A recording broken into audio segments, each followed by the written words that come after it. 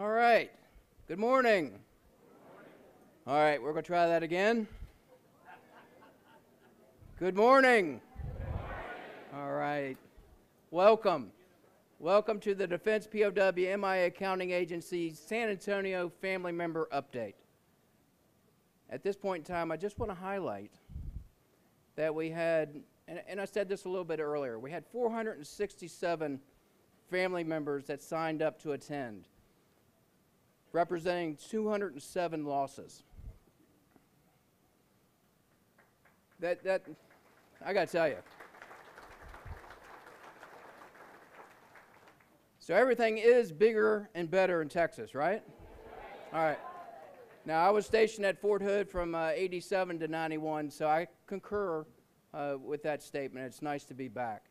But I want to tell you that in the 25-year history of doing these updates, this one represents the largest one we've done to date.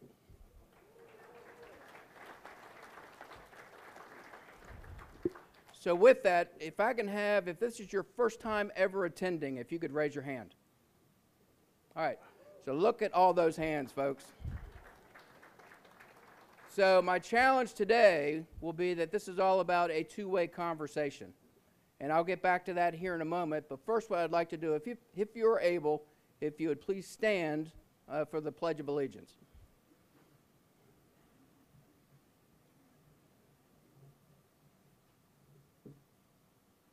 I pledge allegiance to the flag of the United States of America and to the republic for which it stands, one nation, under God, indivisible, with liberty and justice for all.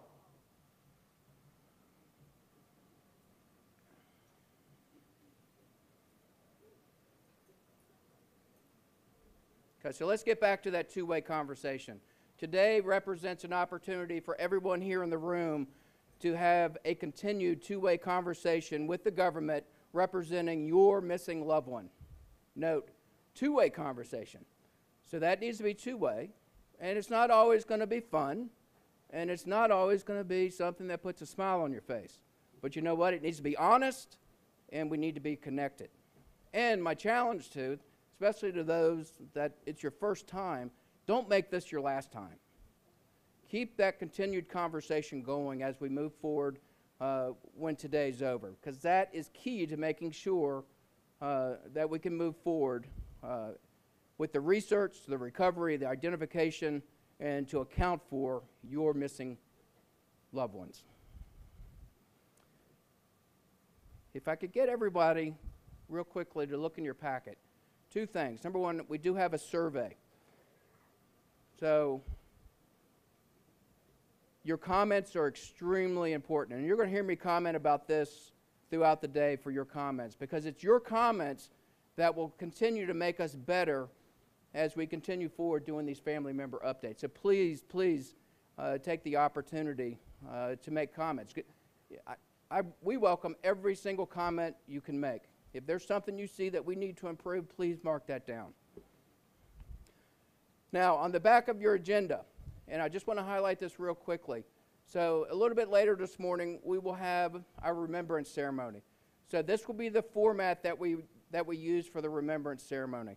And if you look on the agenda today, we have about, it says 65 minutes for the Remembrance Ceremony.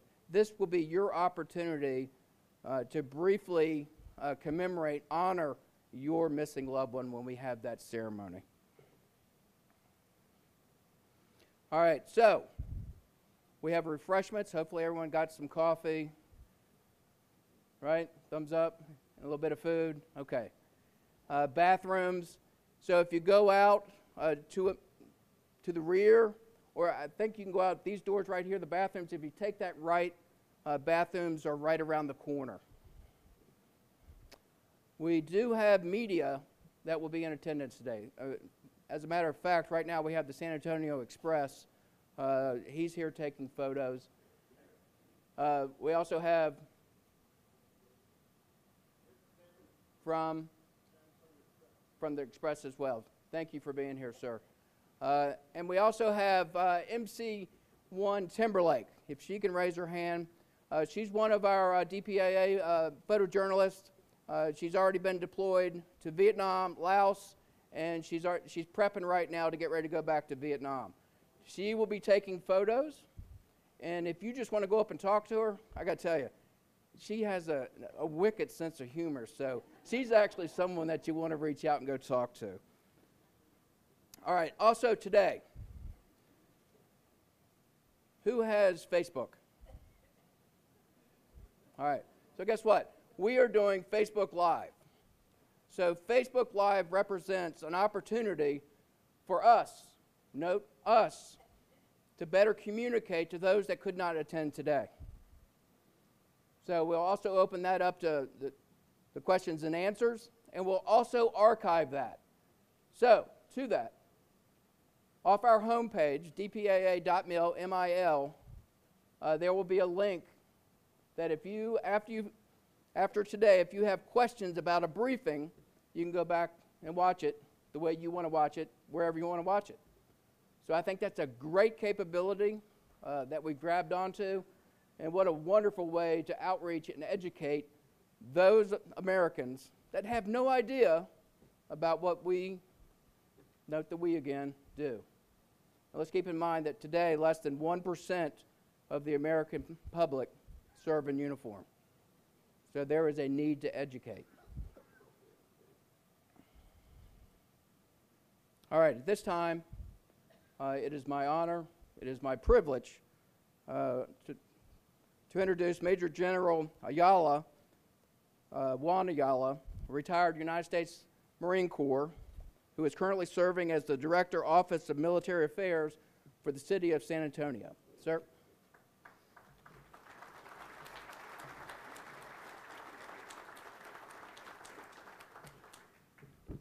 Good morning. Hey, I want to thank all of you on behalf of Mayor Ron Nirenberg for being here, and the citizens, the 1.5 million citizens of Military City, USA. And oh, by the way, that's not a trite statement. We are officially, according to the Trademark Office in D.C., Military City, USA. The only one in the universe, so welcome here. Oh, thank you. And I want to thank Kelly, thank you for the invitation, and the Defense POWMI Accounting Agency, and the work they do on behalf of those that were either drafted, volunteered, and are still waiting to come home. If you don't already know this, I know this is a 350-mile radius from where all of us gather here today, but our city has had a very long history, 300 years, over 300 years. We celebrated our tricentennial last year with the military. Very close relationship. And that relationship continues to grow. So when we were told that this was going to take place here, we were very, very happy, and we're very fortunate to have you here. The military's first flight was here in San Antonio. A young lieutenant by the name of Dwight Eisenhower proposed to Mamie at a house at Fort Sam Houston, right down here. That porch is still there. House doesn't look good, but the porch is still there. Teddy Roosevelt liked San Antonio, went to the Menger Hotel, which is right downtown. Had a couple drinks in him, maybe more than a couple, him and another lieutenant colonel. They took a napkin on the back of it. They wrote Rough Riders. That's where it began. So there's a lot to say about San Antonio, and the booze is pretty good too, by the way. And of course, the Alamo is here. Sacred place, not only for Texans, but for everybody that lives in the state, and also for our nation. Today we host the largest Department of Defense joint base. Joint Base San Antonio is the largest. There's about 80,000 uniformed members and civilians that work on base. Largest employer in the city. And there's over 350,000 active duty veterans, retirees, and family members that call San Antonio home. And more coming to the city, 7th largest city in the nation, fastest growing city in the nation. And our city leadership supports the military without fail. As a matter of fact, for the last 2 years, I've taken Mayor Ron Nirenberg to the Pentagon, so a mayor from a city, into the Pentagon where he advocates for the military, advocates for you, advocates for all of us that have worn the cloth of our country. So as you can see, you're here in San Antonio. You're amongst family, wherever you're from. In San Antonio, you're always home. But I know why you're here. I know that Kelly and his organization work very hard, day and night, until everyone is accounted for. And we in San Antonio will continue to support the efforts to count and account for those that wore the cloth of our nation. And we also understand that we'll never let that flame go out until all those warriors are accounted for. You know, finally, our city, the citizens of San Antonio, never take for granted how fortunate we are, not only to have you here today, but to have that military presence. We've known that for centuries. Our mayor, our city council, always share this sentiment that it's a privilege to host our military here. So thank you for being here, and Semper Fidelis. Thank you.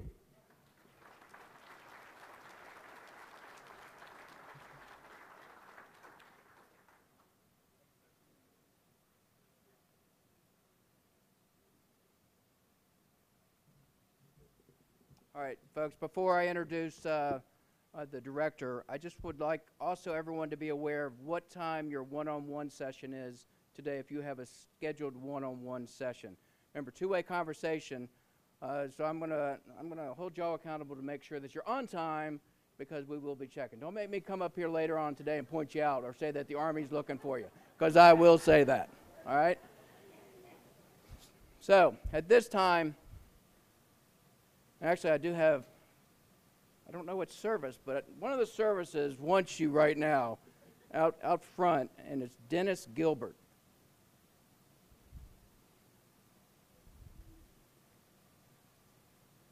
Sir, you owe me some push-ups.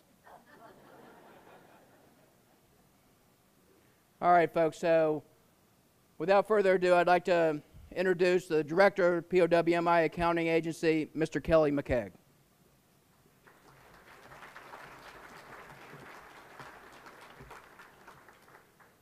Good morning to each of you. More importantly, we are deeply honored that you are able to share this event with us. Throughout the day, you will meet dedicated professionals from the Department of Defense. But I'd like to take some time to introduce you to some supporters of this mission that are here today to join us. From Representative Castro's office, Roseanne Maldonado.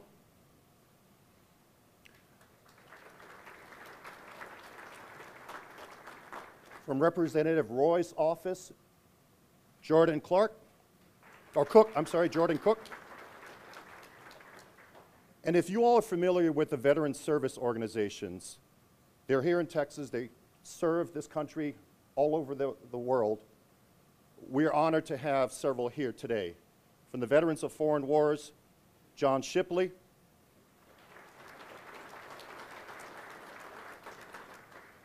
And then from the American Legion, Nicholas Benedato and Robert Maston.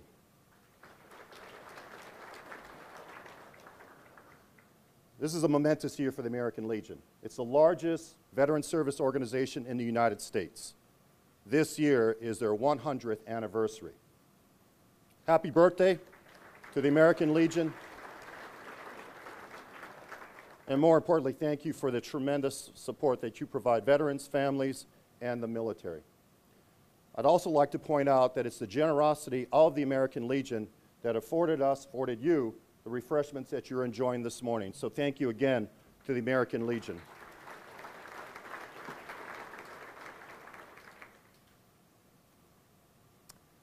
The mission that you see on the screen may seem inherently obvious to you. But what I enjoin upon you is the fact that it is profound. It defines who we are, and it serves as our North Star for the Department of Defense. Now, inherent to this mission statement is the fact that there is a commitment, a fulfillment of a promise made to your loved one who made the ultimate sacrifice. But also there are some inherent attributes from the standpoint that it serves as a marker for those who served, their comrades in arms, as well as for those who currently serve in uniform today. The values that we espouse in DPAA that you see up there are essential to our unique mission. We call them our navigational aids to help us get to that North Star. And it's through these values that the men and women that you'll meet today, who are just a small segment of those dutifully serving you, these values shape who we are. We are personally responsible to you. We're personally responsible to your loved ones. And because of that, we need these navigational tools to guide us to that North Star, but more importantly, to fulfill our promise to you and to your loved one. What you see here is the fact that this is a global mission. We go wherever Americans made the ultimate sacrifice. It's worldwide in scope. 75% of the losses are in the Indo-Pacific region. But I will also share with you that this is also a generational scope mission. It's generational from the standpoint that all of you are here from a multi-generational family. The numbers are daunting, but this mission is more about numbers. Each of these numbers that you see on the screen represents a unique story that all of you are well aware of. It's memories and stories that have been passed down through generations, through family members that may have never met their loved one who fought in combat, served this nation, and made the supreme sacrifice. It's why we exist. That generational scope is exactly the fact that loss, your loss, transcends time. It transcends generations. I'd like to share with you, David Velasco is a veteran whose brother made the ultimate sacrifice in Korea. David is sitting right there. David wrote a poem several years ago. It's titled, At My Mother's Side. I'd like to share with you two excerpts from that, which beautifully describe what I'm talking about when I talk about the generational scope. David writes in his poem, with the passing of my parents, they say the matter is closed.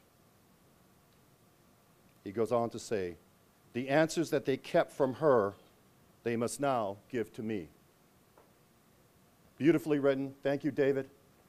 And again, describes how this is a generational mission for us, because it's a generational mission for you. To give you a sense of what we do and how we do it, it's really cool stuff. The young men and women that you meet today are eclectic in nature.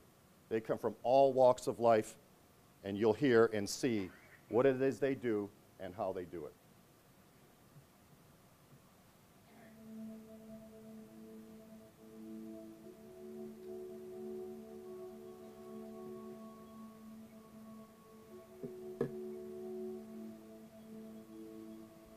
We write no last chapters. We close no books. We put away no final memories. An end to America's involvement in Vietnam cannot come before we have achieved the fullest possible accounting of those missing in action.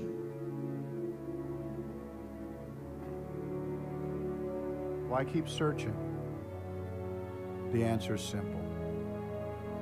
You never leave a fallen American behind. The mission of the Defense POW MIA Accounting Agency, or DPAA, is to provide the fullest possible accounting for our missing personnel to their families and their nation.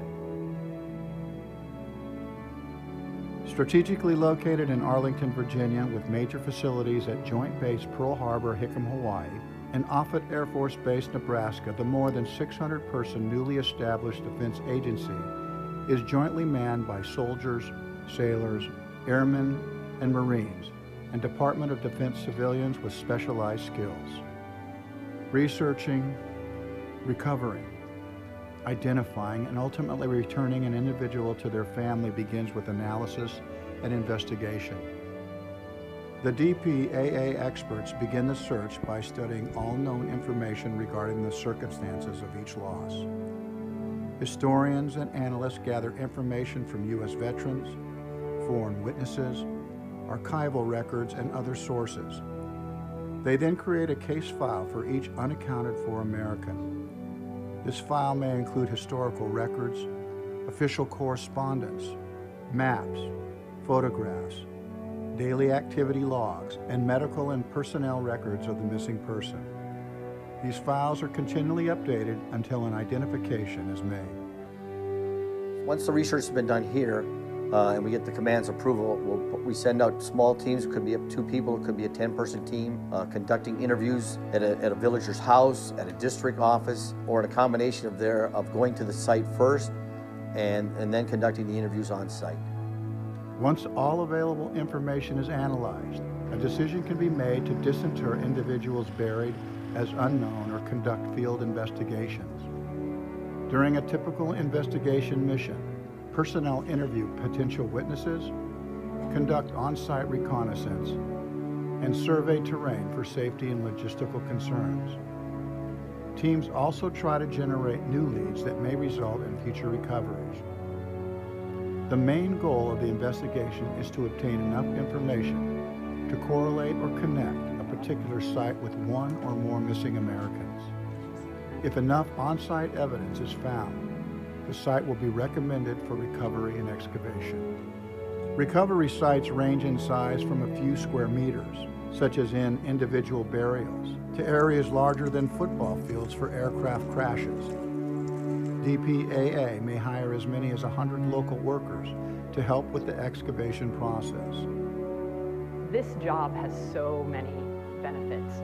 For me personally, it's an opportunity to serve the country, but also our fighting forces and kind of contribute to that as well. Professionally, it's just an incredible challenge to get to work in all of the countries where we work, to travel to these amazing sites, to work with the local villagers and local officials, and just have the opportunity to give somebody some answers after decades of waiting to know what happened to their loved one, and maybe just wrestling with the grief that lack of information and lack of answers brings. We have the chance to resolve that for them, and that's just an incredible opportunity.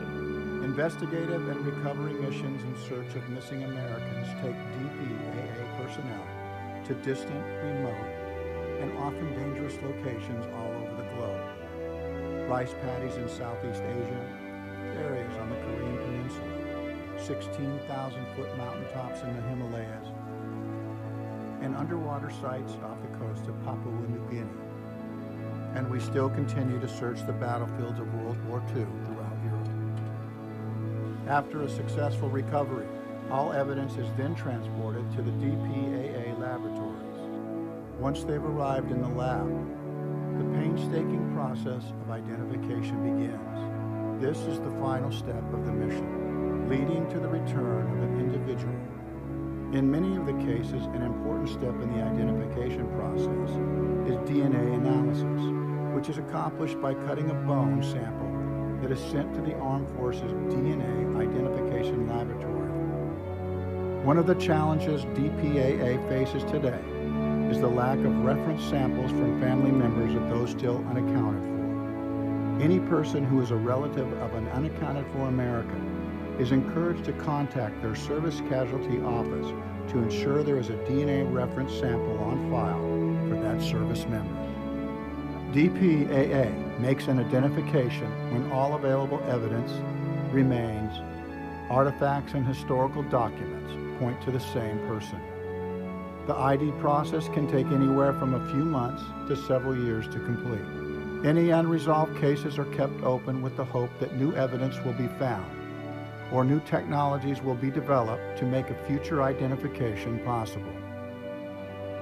Once an American has been identified, their remains are returned to their family through their respective service casualty office. They are returned home with full military honors and given the respect they earned through their service and sacrifice for their country.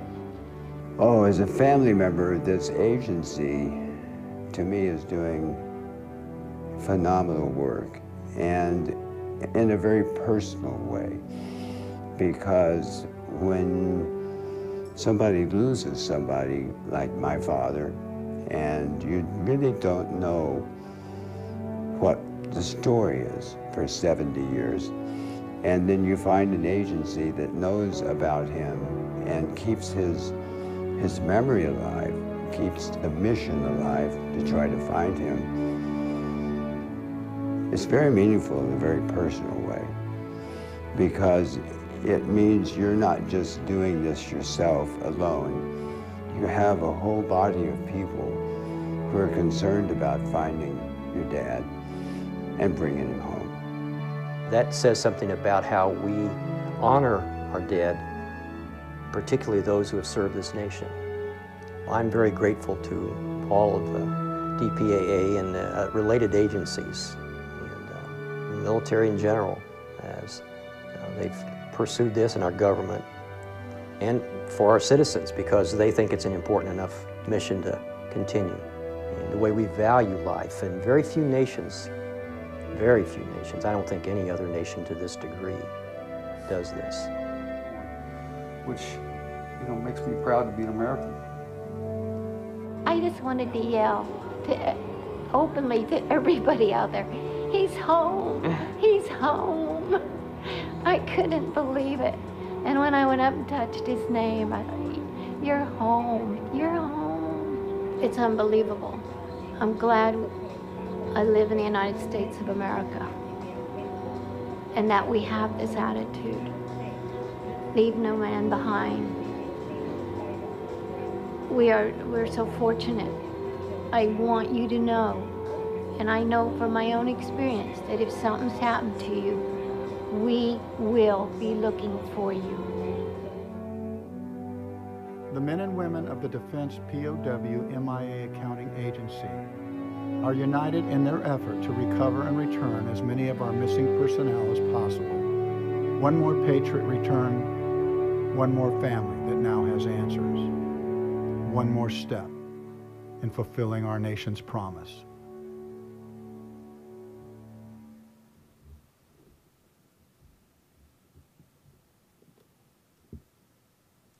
There are a number of developments that I think you would find of interest to you. Probably the most prominent one is the agreement reached last June in Singapore by our president and Chairman Kim of the North Korean Democratic People's Republic of Korea. Last August, North Korea unilaterally turned over 55 boxes. Those 55 boxes are undergoing forensic analyses in our laboratory in Hawaii. We've already made 3 identifications from it. Denise, are you going to talk about this?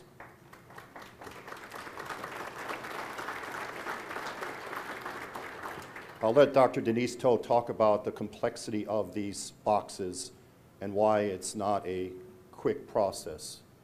We're hopeful that that repatriation will be the first of many steps taken to not only repatriate, but also to allow us to recover the close to 5,300 servicemen who are still missing inside North Korea. We are still in discussions with the North Korean Army. In fact, our Secretary of State, Secretary Pompeo, despite the lack of progress on denuclearization that you all are well familiar of, we are allowed to conduct a separate humanitarian track and have dialogue directly with the North Korean Army, no matter what's happening with denuclearization. So we are still talking to the North Korean Army. We're hopeful that we can sit down with them and negotiate us getting back into North Korea to conduct joint operations. The last time this was conducted was 2005. So again, we're hopeful that this summer we can reach an arrangement, an agreement with the North Korean Army to allow this to happen. Public-private partnerships is an authority Congress gave us when they stood DPAA up 3 years ago. It's proven to be tremendously helpful to us. We currently have over 60 public-private partnerships with universities, non-governmental organizations, private researchers. They not only help us build out our capacity to be able to do more, but to do it better. I'll give you a case in point. Yesterday I attended the funeral in Arlington of Captain Lawrence Dixon. There are 27 Tuskegee Airmen who are MIA throughout the world. Captain Dixon was the first one we found. He was laid to rest yesterday at Arlington. His daughter Marla was 2.5 years old when her dad went missing. We found his wedding ring, we found his harmonica, and when I say we, I'll tell you exactly why public-private partnerships are something that we're excited about. That excavation was conducted by the University of Maryland, the University of New Orleans, the University of Innsbruck, and the World War II Museum. That consortium of universities and the World War II Museum found Captain Dixon. It ended up costing the government $8,000. All we had to pay for was the per diem and travel of the 2 professors that did that field school. So it's an incredible capability that we're excited about, and we're continuing to expand this. We're looking at 150 more arrangements with these universities and NGOs. We have fielded our case management system in our public portal. We're very excited about these things. We're utilizing the latest in information technology, things like Amazon Web Services, cloud-based computing, none of which I understand, but my people tell me that it makes us better and it helps us do things more. So we're very excited about these 2 technological advances. 10% of the missing, 8,300, are buried as an unknown in some US-controlled cemetery throughout the world. I'd like to introduce to you Deputy Undersecretary from the Veterans Affairs, Glenn Powers. Glenn and his team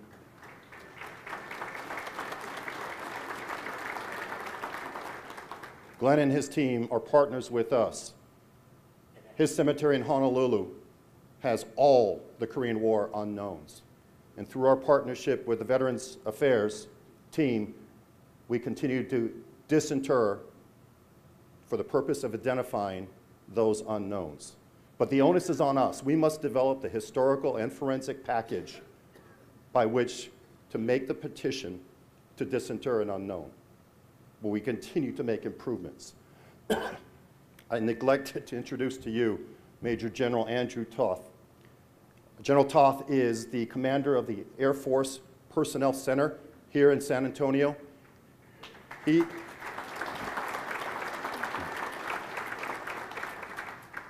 For the Air Force families, your service casualty office comes under his leadership. So, General Toth, we're very pleased to have you. General Ayala, thank you on behalf of representing the mayor. And Secretary Powers, thank you for the great support you provide. And lastly, this mission is generating increased interest and support from the U.S. Congress. Last year, the Congress gave us $30 million additional funding, 20 for Korea, 10 for Vietnam, but that $30 million didn't come by accident. It came because of the staunch advocacy of the veteran service organizations that I introduced you to.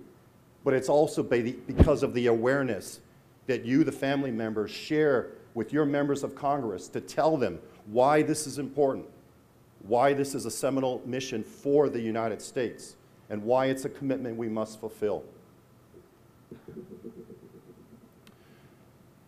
As a 19-year-old private, my dad fought in the Korean War as an infantryman. He then had 2 combat tours as an NCO in Vietnam. My family was blessed to have him return.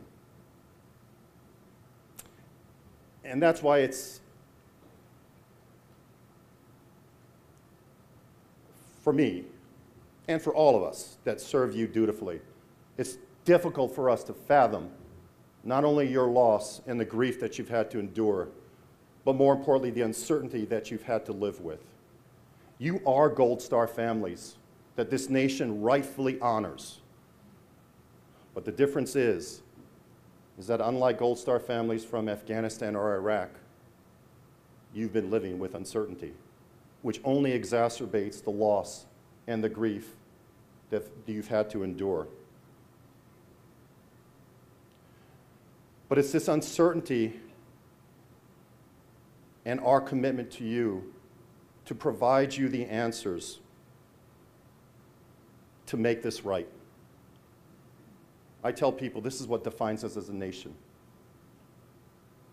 You heard Deanna talk about it in the film, that our country is trying to make this right. You might have remembered the quote from President Coolidge on the video at the beginning. A nation which forgets its defenders will itself be forgotten. This is why it's incumbent upon us to fulfill the promise made to your loved one when our nation sent him off to war, but more importantly, to fulfill the promise made to you. Fulfilling our nation's promise demands the very best from us. The 720 individuals of the Defense POWMIA Accounting Agency are dedicated, are talented, are passionate about what they do for you. That dedication, that talent, that passion is shared by our Service Casualty Office partners, by the Armed Forces DNA Laboratory, Veteran Affairs, Defense Intelligence Agency. We are all here dedicated, passionate, and wanting to do what's right for you. It is our duty. It's a sacred obligation. It's a moral imperative for us. And I can assure you the 46 countries that we work with similarly share this same commitment.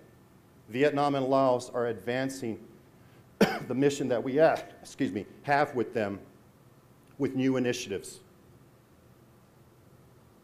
to help us do it better, to help us do it faster. The only outlier is North Korea right now, and again, we're hoping to change that. These fundamental facts that you see there are sacrosanct for us.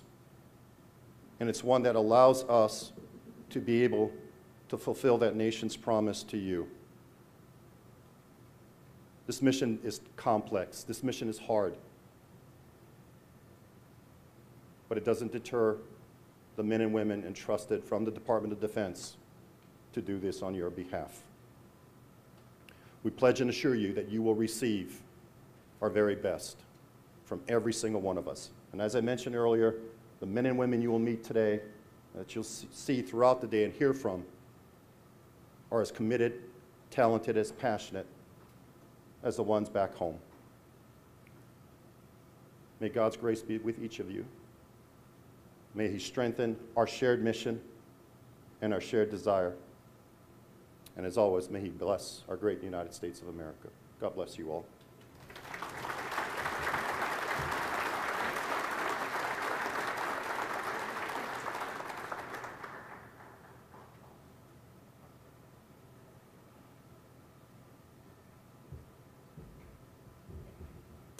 All right, folks, what I'd like to do now is if everyone can pull out their agenda, and on the back page, we're going to go into our Remembrance Ceremony.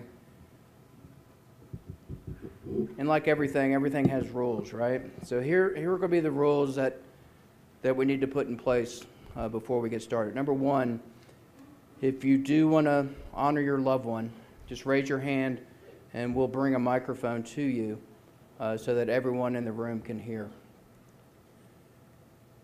Again, largest group of family members in the history of this program is here today. That is very cool. So we need to be very respectful of the time that you stand up to honor your loved one. So with that, where are my microphones? We'll go ahead and open up. So we have one right here.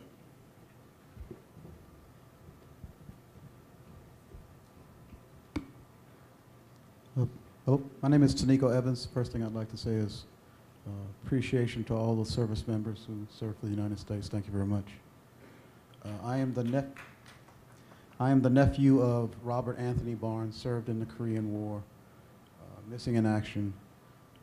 He was one of 13, 9 sibling boys. 8 served in the military.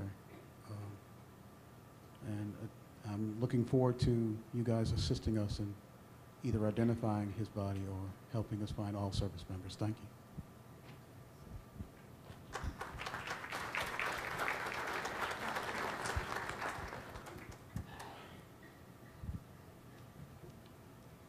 For those here in this room who hold living memories of their lost or abandoned loved ones, and to those that are here to carry the mission forward for their lost war dead on behalf of their now deceased family members, there are words in the Christian Bible that describe in part what some of us, past and present, hold to. Hope deferred makes the heart sick, but a desire fulfilled is a tree of life. And every good gift and every perfect gift is from above, and cometh down from the Father of lights, with whom is no variableness, neither shadow of turning. And so we join in the hope and lean on the mercy of strangers who leave their own families and turn a shovel or search through a jungle or mountainside or ocean floor to find our nation's lost defenders.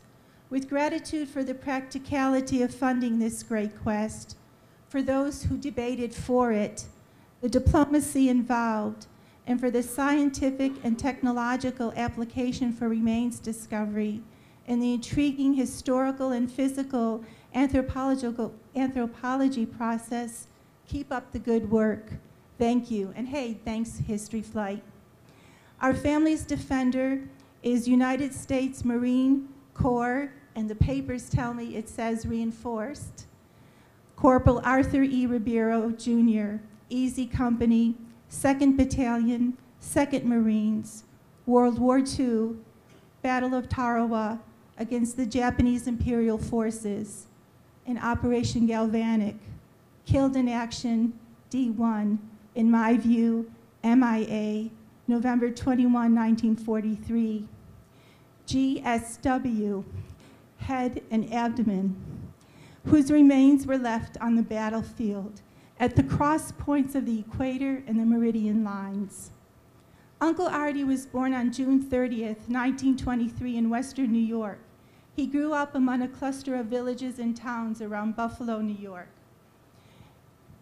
Depew, Cheektowaga, Olean, Clarence. Among family memorabilia are newspaper clippings from a village publication, the Herald. They reported some of their town boys enlisted in the Marines shortly after the bombing of Pearl Harbor. They tell of 2 going-away parties for them, one on Christmas Eve with lots of family and friends in attendance. The second party was on a Friday evening before the boys departed on the 10:45 train the next day. The party was a big deal as it was attended not only by family and friends, but by the race car drivers of the Rochester and Buffalo, New York Speedway circuit. And that same paper is a series of articles. 1941, pictures of 5 Marines in uniform with their arms draped across each other's shoulders. The picture is headlined in bold font, "The Fighting Five of Cheektowaga in Marines," a moniker discovered in later writings they gave themselves.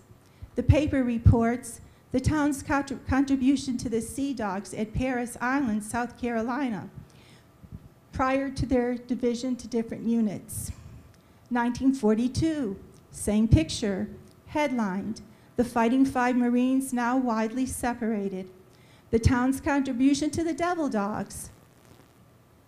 Keith recently left the West Coast, destination unknown. Stanley still in San Diego, California. George reported stationed in Bayonne, New Jersey. William somewhere overseas. Arthur. my uncle, also overseas, having taken part in the Battle of Guadalcanal. Early 1944, same picture, headline, one of the Fighting Five reported killed in action. Another local youth to pay supreme sacrifice in the present world conflict. Location and circumstances not divulged. Letters home informed my grandparents, Arthur Sr. and Susanna, their son had been on Guadalcanal until the Leathernecks evacuated the island to the Army. A letter from New Zealand from Uncle Artie dated November 13, departing for an unknown location. Uncle Artie's survivors were the other four of the Fighting Five, in addition to his cousin Robert on duty as an aerial photographer on duty with the Navy, were his bereaved parents, Arthur Sr. and Susanna Ribeiro, and devoted sisters, Edna and Ruth, and his twin brother. My father, Private Edward Ribeiro, later an Army sergeant, who at the time was with an aviation battalion in New Guinea. Now as Uncle Artie's nieces and nephews, we have the duty to hold his memory.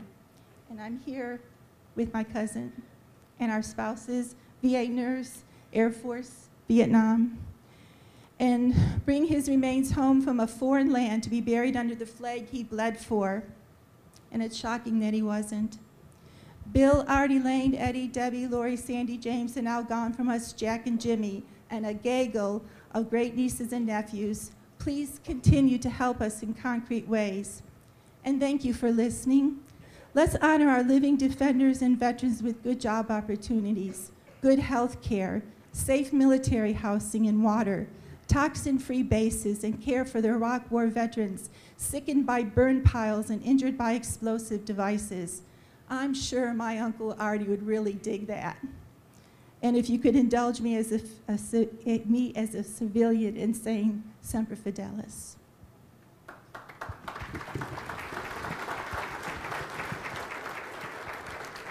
All right, folks, just as a reminder, we need to be respectful just to go with the format that we have on the back so that we can give everyone an opportunity.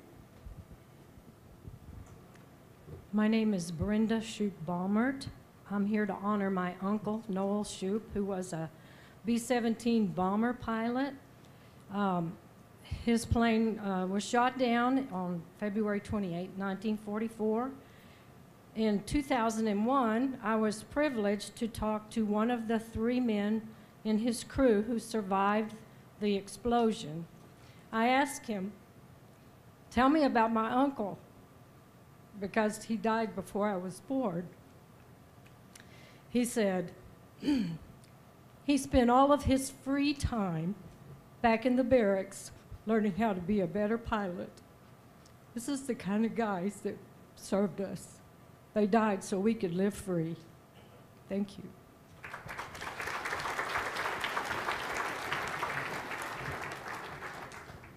My name is John Kay Bauer. I'm named after Lieutenant Commander John C. Bauer. He was a fighter pilot, F-4F Wildcats, Grumman Wildcats, based on the CV-8 USS Hornet, which was recently found in the Pacific. He was a member of Squadron VF-72, and unfortunately he was shot down and killed at the Battle of the Santa Cruz Islands, October 26, 1942. Our family is here, cousins, nephews with their spouses, and we hold him dear, and it seems to me that, excuse me, the older I get, the more important he gets.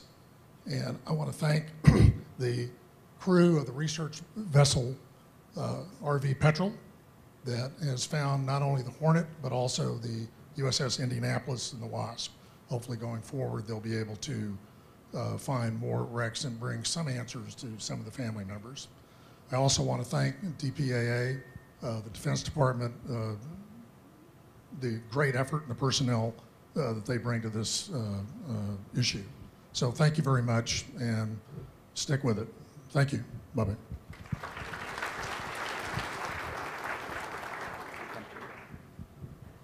My name is Lorella Chavez, and we have our own Private Ryan story. My uncle that we're here today is Captain Reynaldo Gonzalez, and he was killed in Baton.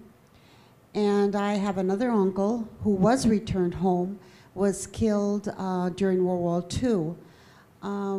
When my grandparents heard that both of their sons had been killed, actually a year apart, and on the same month, April. And the Army then sent for my third uncle, who was in Hawaii at the time, and they brought him home because he was the last surviving son of the family.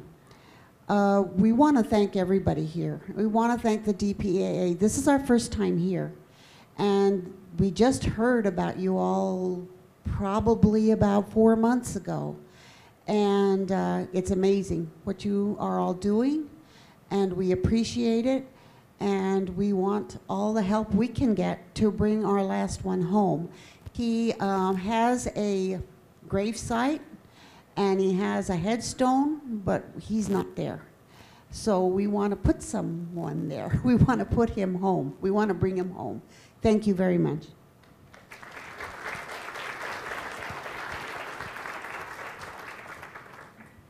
Hello, my name is Shannon Spake. I'm the daughter of Lieutenant Commander Dennis Pike.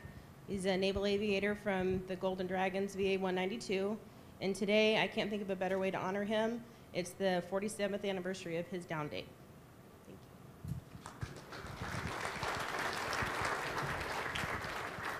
Hello, my name is Donna Poston, and I'm here to honor our uncle, Weldon J. Hickey, who was in the Army World War II. Don't know a lot about him because I never got to meet him, but we have a Hickey Cemetery in Hillsboro, Texas, and we really hope to bring him home and put him where he belongs with his family. Thank you.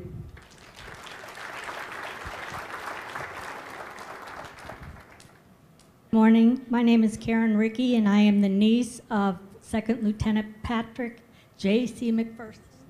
McPherson. He was a F-80 pilot that went down on 28 September 1952, and they considered him deceased not until the 10th of October.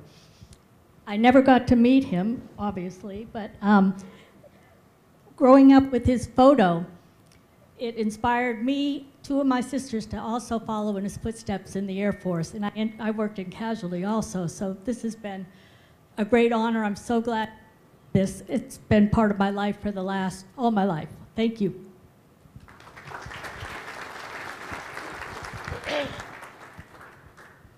My name is Daniel Becquer.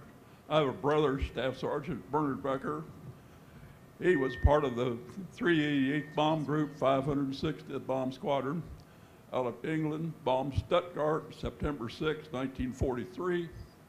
6 crew members bailed out, 3 were taken prisoner, 3 of them returned to England, safe, 6 of them survived the war. 4 of the crew members, the pilot, co-pilot, radio operator, belly turret gunner, which was my brother, have missing in action since that date.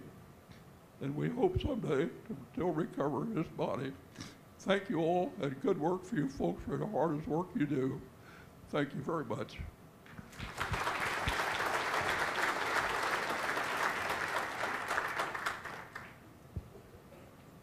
My name is Charles Ray Sparks.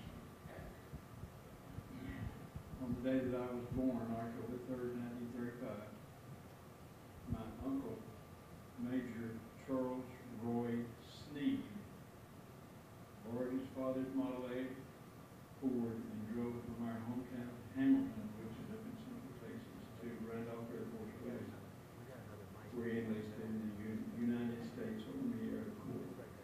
He was a member of the 2nd graduating class from Randolph. He trained at several other bases around the United States and eventually was shipped to the Philippines in 1940. He was a pilot of a P-40, and when the Japanese invaded, he was given credit for shooting down 3 of their Zero fighter planes. He spent most of his time in the Davao prisoner of war camp on the island of Nam. He was eventually transferred back to Manila, was loaded on board a prisoner of war ship, the third which was bombed in Subic Bay. He survived that, was able to swim to the shore. He was transferred by plane to the northern part of that island, put on another prisoner of war ship that were referred to as the L ship, Ianaru Maru. That ship made it to Formosa. That ship, along with another one, were tied up in Formosa Bay when they were attacked by U.S. Army planes. And my Aguilar was killed at that point. Most of the story we found out from his friends who came back after the war and told it to us. Major Charles Roy Sneed.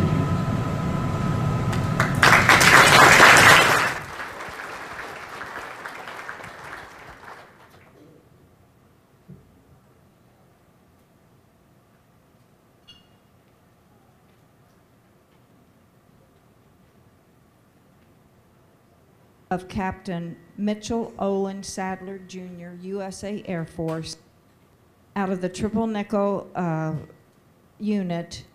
He became missing in Laos in June of 1970. This will be the 49th year of his missing. At the time the peace was signed for the Vietnam War, I was chairman of the board of the National League Families of Missing and Prisoners in Southeast Asia. This group is still here, very well organized, and has pushed for, from the beginning, a full accounting in Vietnam, and later we continue to push for all those missing in World War II, Korea, and Vietnam. So we are here today because the League was in existence and is still in existence and will celebrate its 50th anniversary this year. So if you want more information, just go online for that. In the meantime, they've worked very closely with every one of these individuals that are still seeking a full accounting. Thank you.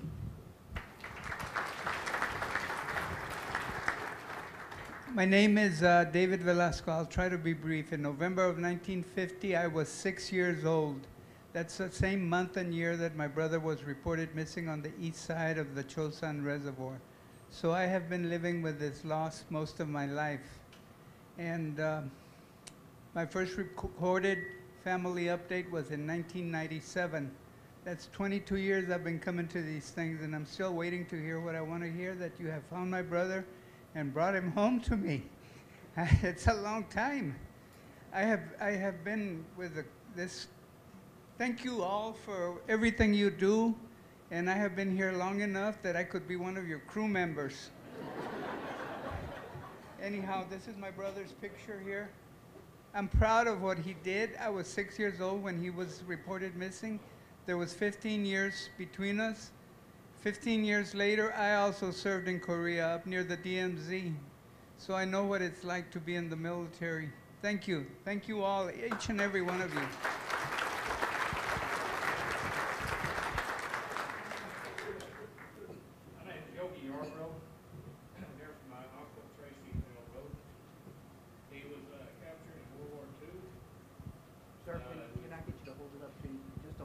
He was released when the war was over. Most of the folks on this side. August of 1950, he signed up for Korea. I wasn't quite 10 years old yet, but I'll never forget the emotions my grandmother went through when he did that. In August of 1950, here they came to let him know that he was MIA. And I want to say one thing for this organization. I have found out so much since I've come here a couple of times that the family never knew, but we're still looking for closure. And I just can't appreciate what y'all have done so much, what I have found out. And a lot of the things I found out, I'm glad my grandmother never did.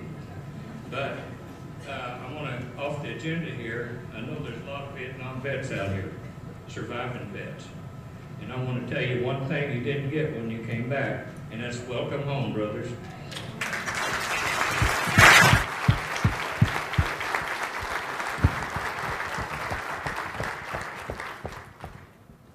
Good morning. I'm John Zimmerly. My father, John H. Zimmerly, ironically went missing 67 years ago yesterday. And ironically, when I was 2.5 years old, I saw him for the last time here in San Antonio. So that was my incentive to come here from Atlanta. But more importantly than that, I have been doing research on the Korean War missing men for the last 25 years. And I have virtually something on just about every case. So I would encourage you, the families of the Korean War missing, to seek me out during lunch or during the breaks. If you don't have time to meet with me, at least get my card and we'll talk later. I'd like to share with you what I know about your case. Thank you.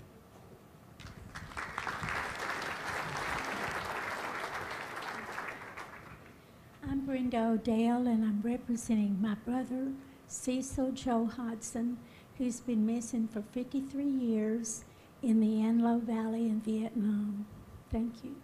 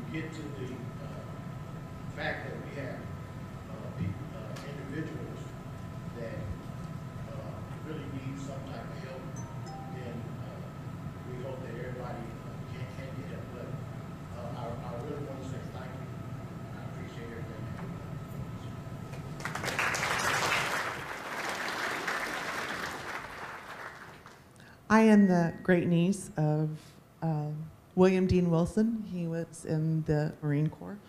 He was Sergeant Dean Wilson.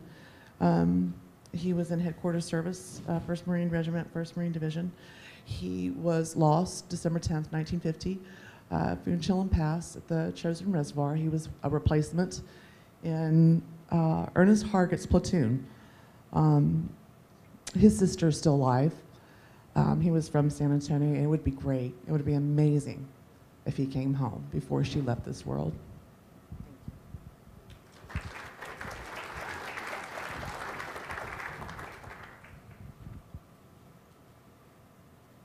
My name is Winifred McNamara, and I am here on behalf of my cousin, Lieutenant Bruce Brown, who, along with 6 other soldiers, is unaccounted for.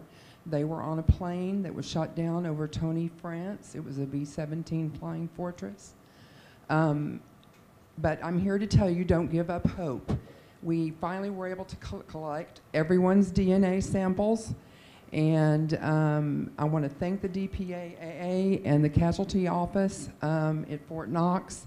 Those graves, there are 4 ex-graves at a cemetery in Normandy that are being disinterred at this very moment.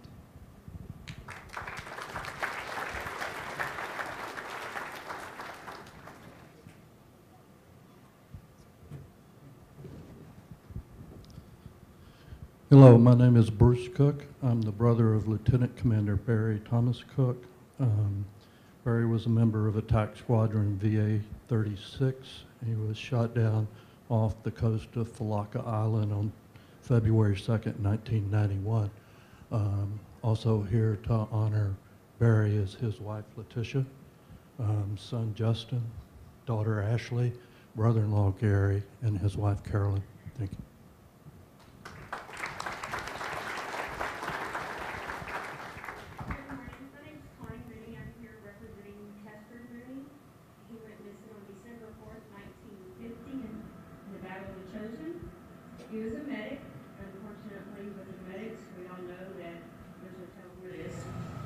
We don't know, if he was taken to help the Chinese or what. But I want to thank y'all. Y'all have put in so much work to help all of us. We need to bring them all home.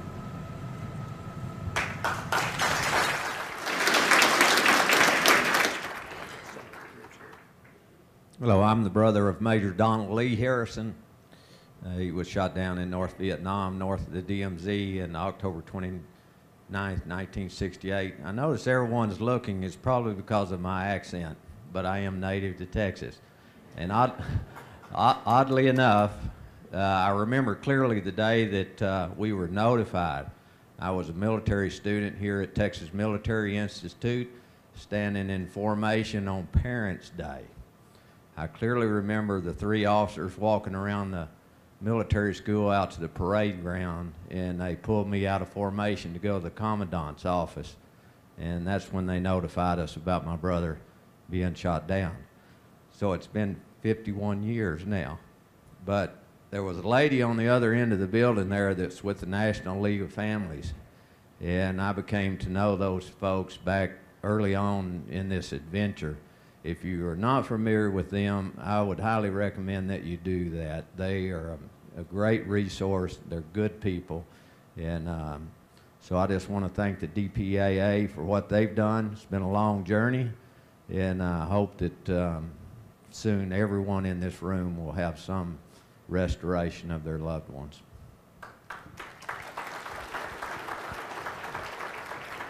Sorry. Hello, my name is Nick Oliver. I am the great-great-grandniece of Private Herbert John Johnson.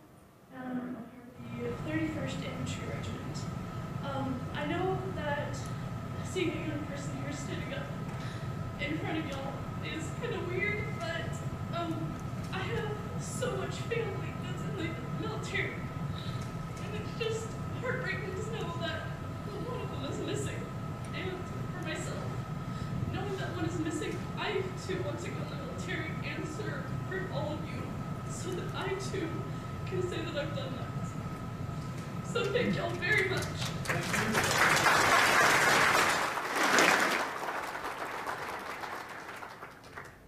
I'm Brian Harper. I'm here to honor my uncle, Captain Mitchell Lane. He was flying F-100s with the Taco Guard out of Albuquerque, New Mexico. He's the only son of Robert Lane and my mom's only sibling. I was 5 years old when he went down with his flight lead returning from a mission in January of 1969. He's very much missed.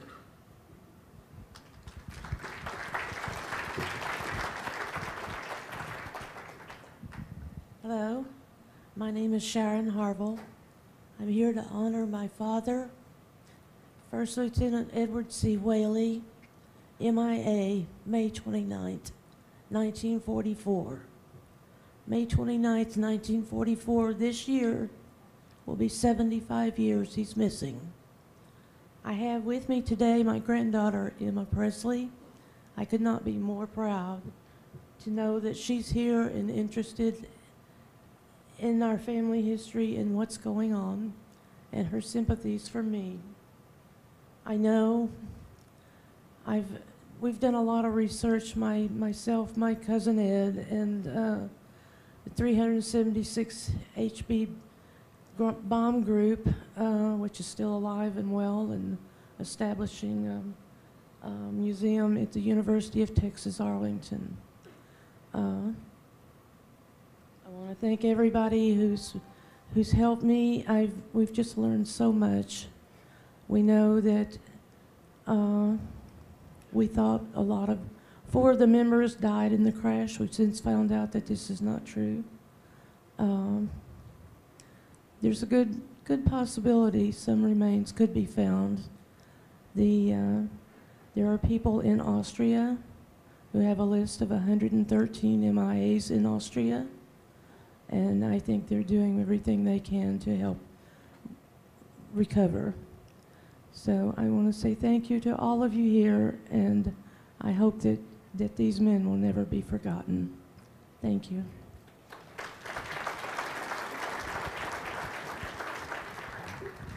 My name is Jose Velasquez. I retired from the Army some years ago. But I am the nephew of Jose Elias Santiago Ortiz. He is from Cuamo, Puerto Rico. He joined the Army because his brother, Porfirio Santiago, was in Korea. And without his brother knowing, he joined the Army and went to Korea as well. His brother made it back, but he didn't.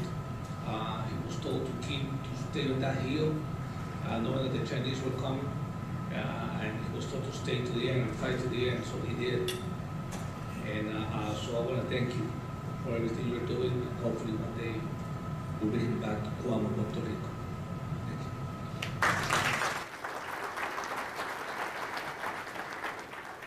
Hi, my name is Mike Badziak.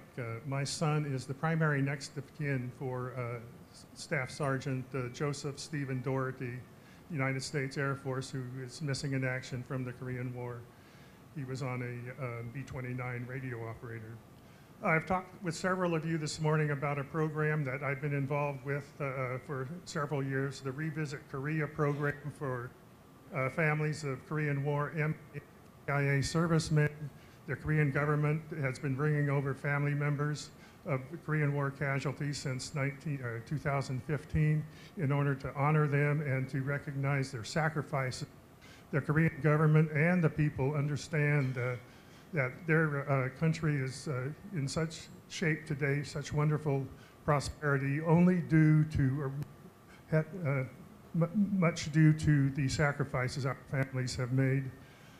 There are several people here I've been trying to get in touch with. I've been in touch with by emails, but if you are here, I'll be able to talk to you today. But if anybody is interested in seeing firsthand how the Korean government feels about us and our families and our sacrifices, please let me know and we can get you going on the trip here.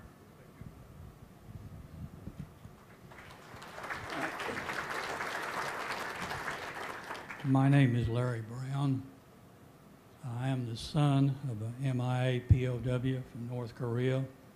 I've heard a lot of people speak about the Chosin Reservoir. Thanks to this agency, and importantly, thanks to my wife, Darlene, that has done an extensive amount of research about the Chosin Reservoir and the Battle of the North Korea. Matter of fact, this month is the 66th anniversary of my father's death. Sergeant Floyd Brown, D Battery, 15th Anti-Aircraft Automatic Weapons Battalion, 7th Division. Probably like a lot of folks here, I'm one of the unusual ones that I never met my father. I've never seen him. I never spoke to him. And my wife asked me one time here recently as we was doing genealogy information, and this is a genealogy wizard right here, by the way. She put this book together and she says, "What do you think?" And I thought about that. Never knowing the man, never speaking with him, never met him. But I looked at her and I said, "You've made it real. You've made this individual real to me. And what your agency is doing, what other family members doing research on your loved ones, your missing people, thanks for making it real."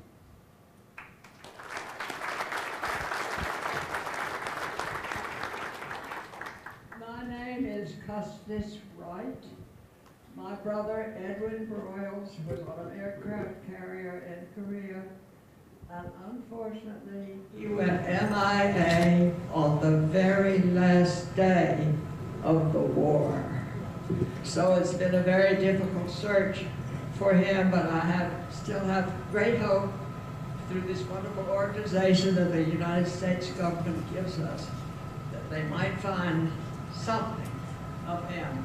I'm so old now, I'm 94, so I'm turning my connection over to my daughter, who's going to take over from now on. Thank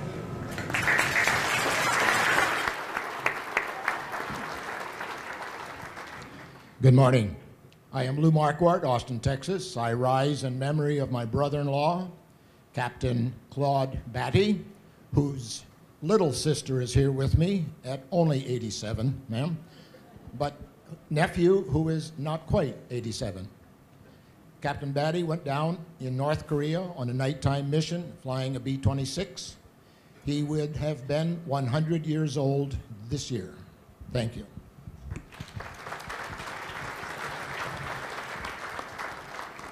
My name is Laurie Bubbles Monteufel.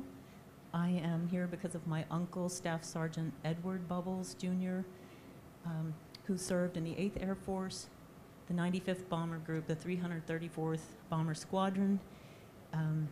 He went down in World War II over the North Sea and what's known as the last plane down on a return mission from dropping food in Operation Chowhound over Holland. And my grandmother lived to be 102, so my sisters and I grew up knowing Uncle Eddie. I have 4 grown sons, one of which served in the Army, and 3 grown daughters, and my sisters and I do not want his memory to be forgotten, and so that's why I'm here, and I thank you very much. Thank you.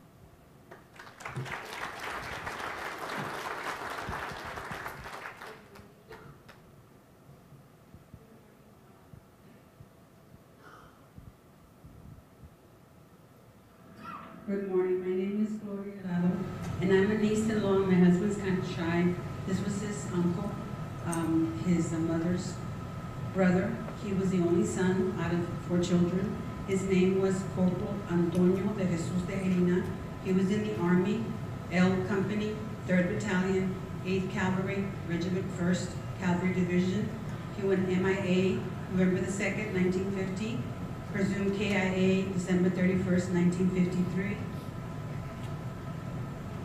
The 3rd Battalion during that battle was the last unit in the withdrawal order. It was cut off and surrounded in 2 large pockets south of Yusan. And 600 of its 800 men were killed, captured, or missing. And he was one of them. And hopefully we're waiting that maybe somewhere in Hawaii, people that are there might be one of them. Thank you so much.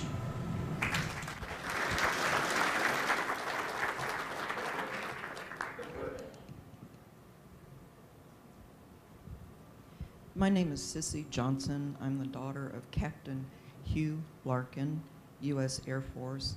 He's been MIA since 1951. He was shot down in Korea.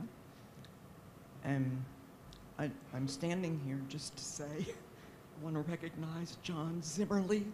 Please go and visit him if you haven't.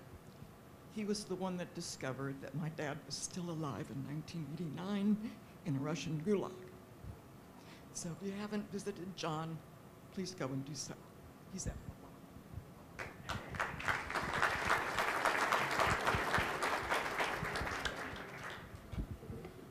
My name is James Huffcutt, and I'm here for my uncle, Robert James Huffcutt, and I'd just like to read a letter that I've got from our family dated February 5th, 1951, to the Quartermaster General of the U.S. Military Forces. Dear sirs, our son was killed in Canterbury prisoner of war camp, and he was buried there. I understand that all bodies were moved from there. Could you tell us where he is buried?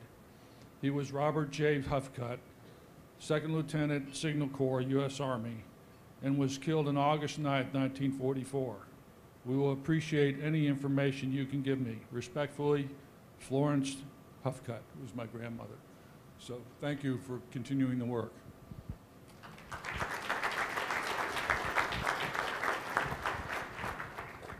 Good morning, I'm Sue-Ann Wallace, and my Uncle Fritz went down in 1945 with this submarine of 65 men, and it would be a blessing to all of us if we had some remains of them.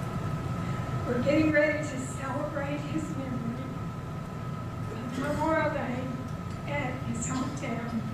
Thank you.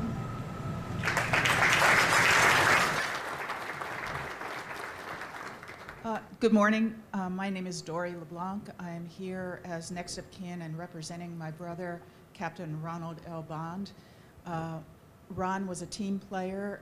All his life, he volunteered to fly backseater in an F-4 with a sister squadron pilot because they didn't have a backseater.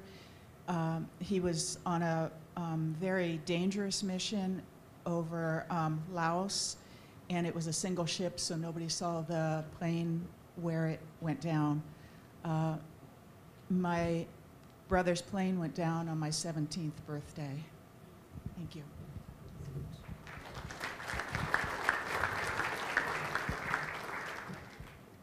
Hi, my name is Nancy Clow. I'm also speaking for my husband, who's a little shy. We're here on behalf of Sergeant Kenneth Clow, Jr., who is a member of a Pathfinder unit. 3 days before peace was declared, he was MIA July 14th, 1953, in Korea, above the DMZ.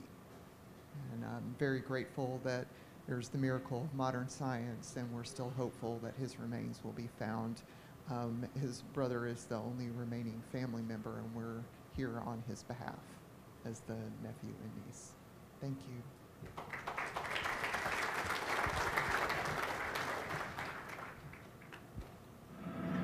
My name is Alan. My name is Alan Hill. I'm here for my brother, First Class Wayne Welder Hill Jr. He was one of the first into Korea he was stationed in Japan, and he was captured on the 20th day of July, 1950, marched north with a whole bunch of other POWs, and was killed on the 30th of October, 1950 as a POW. We would love to get him home.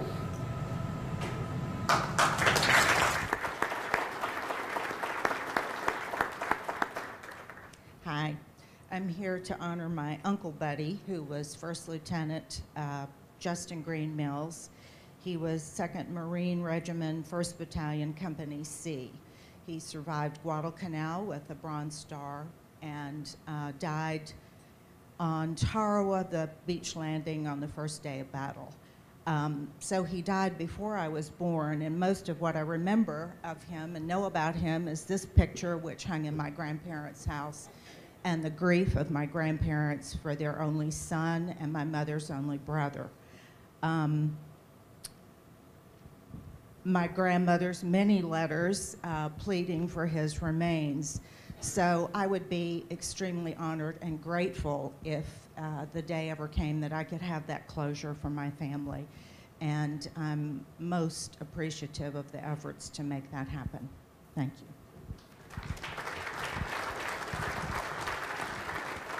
Good morning. My name is Gail Paramore. I am the niece of Rothel Miller. He was reported missing on November 7th, 1950.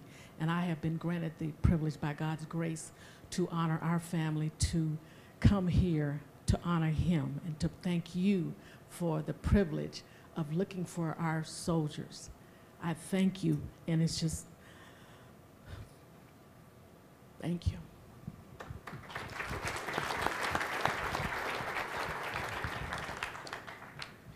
Good morning. My name is Derek Schaefer. I am here to honor PFC Freddie Joe Veit, missing in Korea, Chosun Reservoir. I'm also here with his sister, which is Doris Shoulder, which has been the rock for this whole program for family, and Terry Veit, which is a niece as well. And we are going to stay here, and we'll be here until they bring him home. And that's it.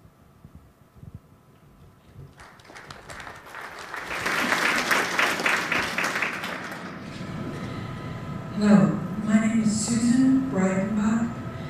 I am the niece of Ensign Elmer Hussey, U.S. Naval Reserve.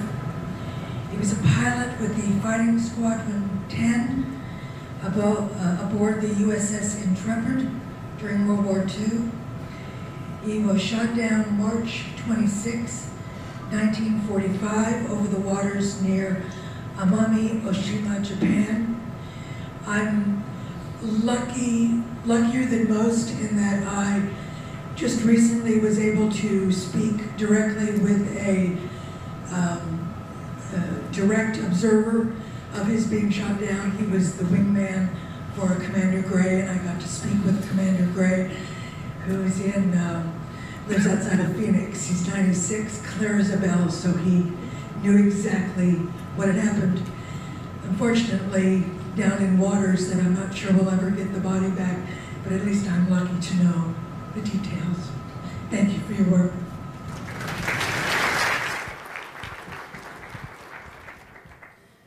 Hi, I'm here to honor my grandfather, John Joseph Burkett, who was reported missing in action November 2nd, 1950 in the Korean War.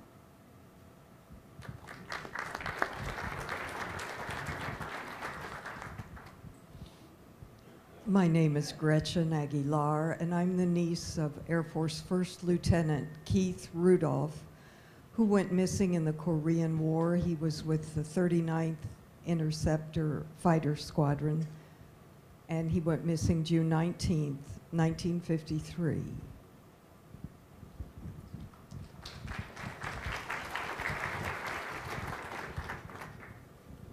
Good morning. I'm Jim Copco. My cousin, Charles Varquette, PFC, 2nd Infantry, was in the Korean War. He was 17 years old when he enlisted. He convinced his mother to sign the papers, went in June, and in November he was in Korea, and on the 1st of December he was captured, was in a POW camp, and then they said that he had died a year later. We're still looking for his remains. His sister is still alive, and I'm here representing her. Thank you.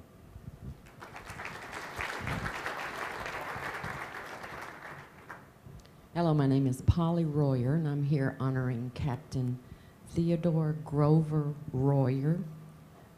I'm a daughter-in-law of my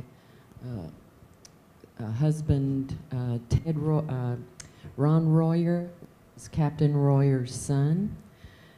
Captain Royer was in the Air Force in 371 Bombardment Squadron, the 307 Bombardment Wing.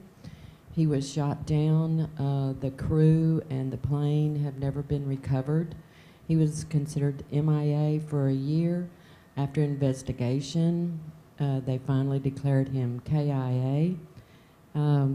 We have a long story since September the 12th of 1952. It's been growing. You guys have been doing lots of investigation. The latest part of the journey was an awesome ceremony at Arlington Cemetery last August. There is a grave, like the lady back there said, there is a headstone, but there is nothing yet. So that story at Arlington Cemetery has one more part to it, and that's y'all. We appreciate the investigation. We appreciate all the work that everybody does to get Captain Royer home. Thank you.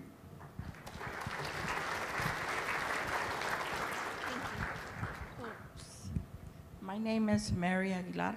We're here to honor our uncle, Sergeant Willie S. Flores. He was declared killed in action on September 1950. His remains are still yet to be found. Thank you.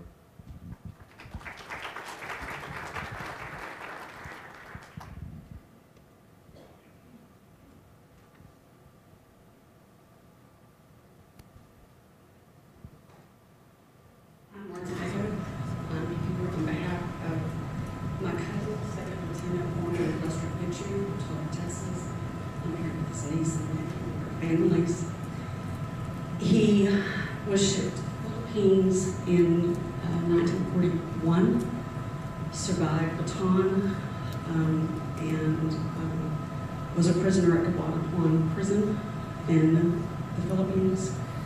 In December of 1944, he was selected to be transported to Japan and was put on board the Noel Shoop, which was bombed. It was unmarked and bombed by U.S. warplanes. I've just recently discovered that he was actually shot while trying to escape the ship. And I want to thank the DPAA for all their efforts to bring all of our missing service members home. And thank you also to all actively serving and the veterans in this room for your service to our country and your sacrifices.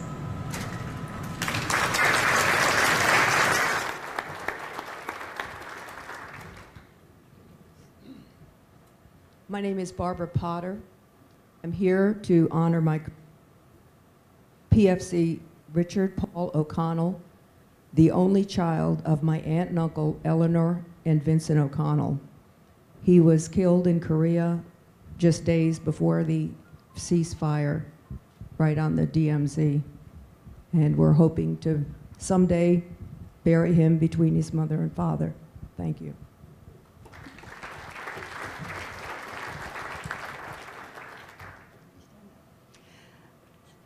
Hello, my name is Nancy Hine. I'm here with my husband, Robert Hine. Robert's brother, who was 11 years older than he, was a private in World War II. He entered service at Fort Sam Houston, and the date of that was May the 29th of 1944. He was a member of the 328th Infantry. He was missing in action near the German border in France on February the 16th, 1945. Robert's parents did not ever have the privilege of knowing where his remains were.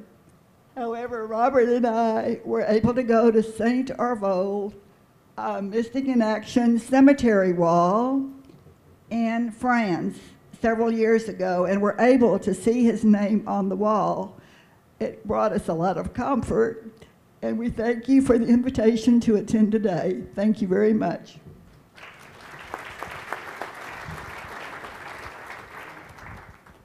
Good morning, I'm Lieutenant Colonel Donna, retired. My uncle, Corporal Fernando Rivera, was a member of L Company, 3rd Battalion, 34th Infantry, 24th Infantry Division.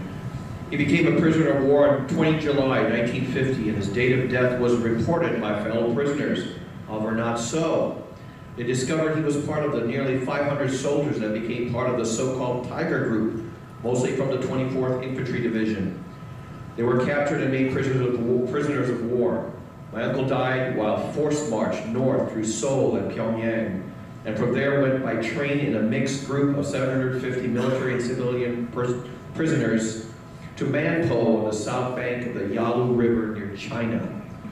My uncle was part of a group of good men who fell beside the road, some who were shot by the guards when they could not go on, and some who died in their sleep. My uncle, Rivera, too weak from malnutrition and continued on this march, was left with a group of other prisoners and left by the roadside on November 2nd, 1950. Based on the testimony of surviving prisoners that knew him, he was shot and killed on that quiet roadside. I would like to remember him today and bring him home.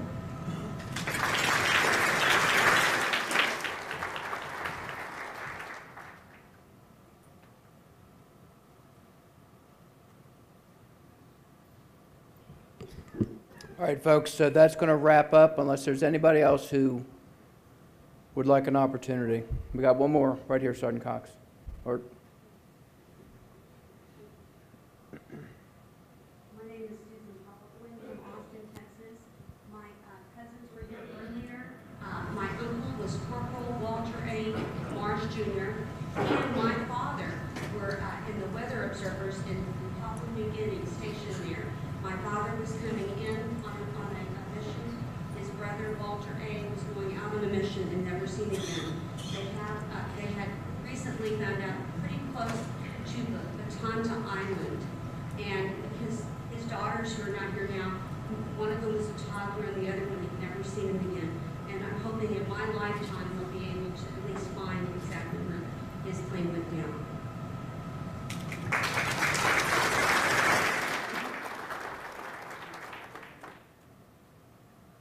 Okay, we got this gentleman with like 1 more minute. Sir, I'm gonna start the clock.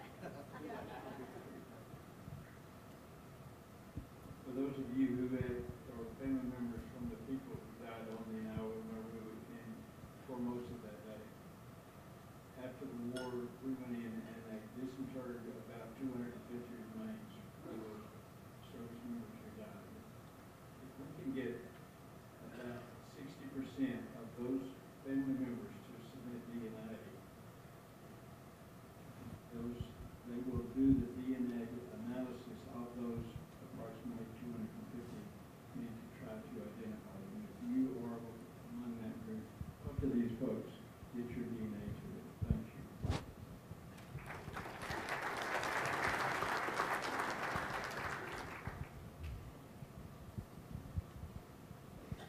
I'm James Clark. I'm from Dallas. My mother's family were all from Vernon, Texas, up in Wilbarger County. Her brother, Bennett Fielding Love, enlisted. I don't know the exact date, but by the time he died, and we do know that he has to be dead, he had achieved the rank of First Lieutenant in the Army Air Corps. He was very proud of the Air Corps. We don't correct anybody that called it Air Force. He died May 3rd, which is a tragic day, so close to the end of the war, flying a B-24, ferrying a load of gasoline, and he went into the side of the hump. If you know what that is, it's a massive mountain on the India border, I think.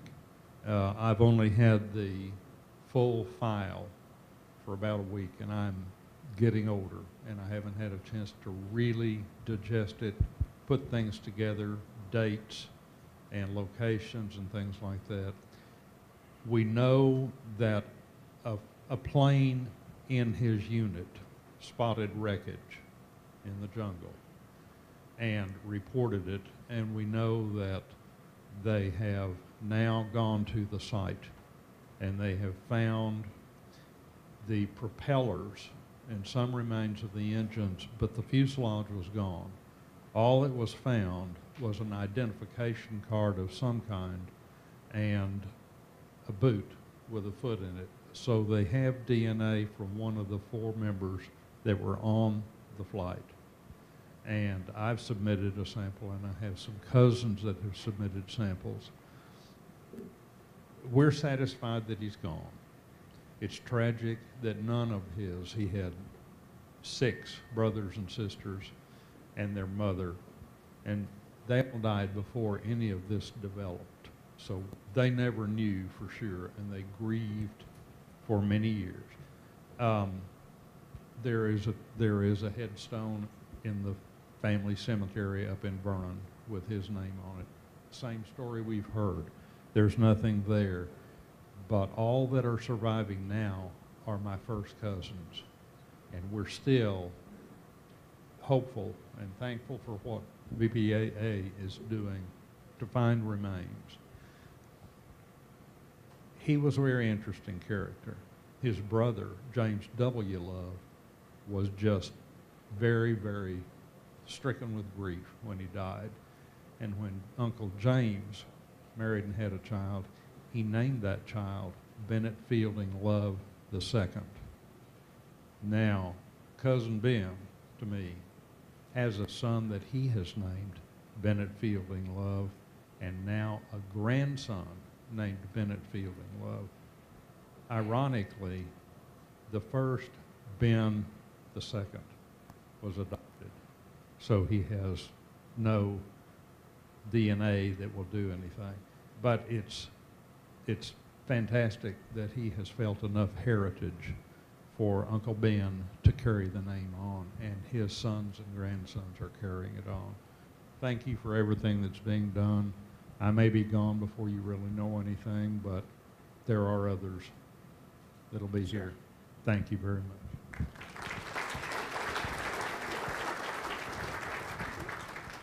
My brother, John Henn Jr., was a helicopter pilot in Vietnam. He was on his 3rd tour of duty, flying with medevac unit when the boom was cut off his helicopter. My family was notified that his unit had gone down. That was all we knew initially. Because of complications in the family, his then wife directed that no one except she was to be notified of anything. We knew nothing more until 1998. We spent many years feeling guilty if we had a good time about something, because we'd heard all the stories about the horrible things that happened to captives. We didn't know if he crawled into the jungle and suffered and died. In 1998, there was to be a disinterment of the remains of the unknown at Arlington. There were 9 possibilities. My brother was one of them. Because our family had had nothing all this time, it took a while for the Army to find us, but they did, because they needed mitochondrial DNA. If it had not been for mitochondrial DNA, I would still know nothing. The Army was such a blessing to us. My father had passed away the month before we were notified, but my mother was still alive.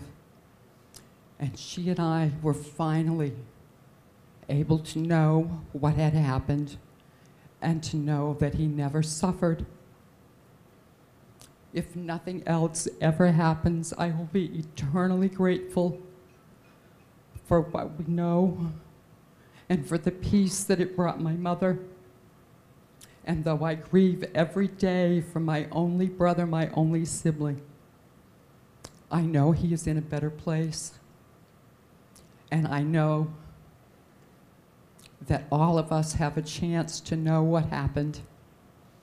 And I thank everyone who had anything to do with any notification. We were treated royally by the Army when we went to Arlington. We got to know a lot of the people who were involved, young people who weren't even alive when my brother was shot down, and who have dedicated themselves to helping all of us who need answers. Thank you.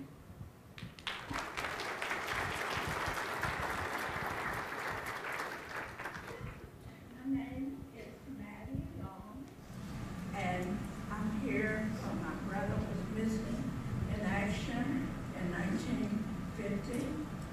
He was in the Korean War, and we haven't heard anything else since. I've been to several meetings, but I don't think they found any remains yet. But I'm glad to be here today, and I'm glad to see all of you. And he was missing, but I'm still looking for his remains.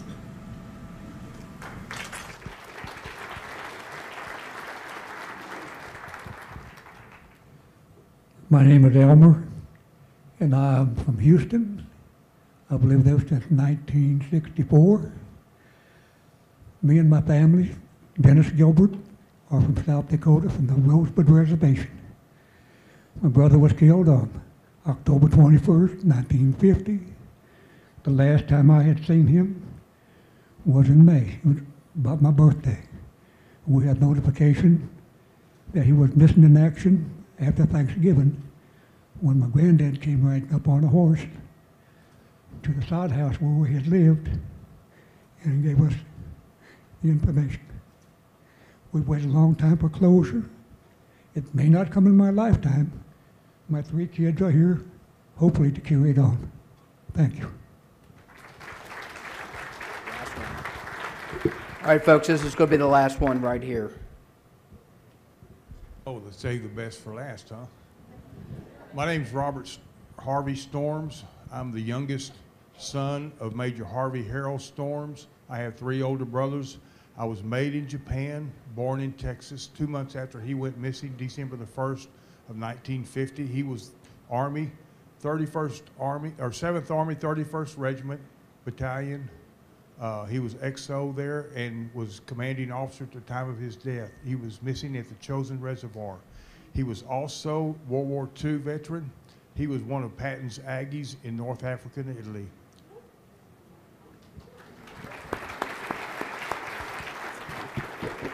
All right, so, sir, if I could get your young little ones there, if they could stand up on their chair, would they do that for us?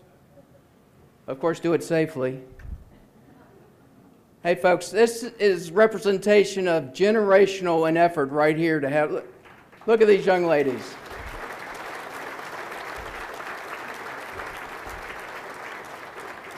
Thank you, sir.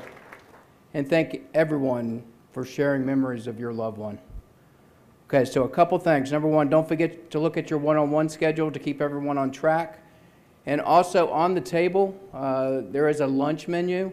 The restaurant will have a buffet, a very nice buffet that has been prepared for everyone.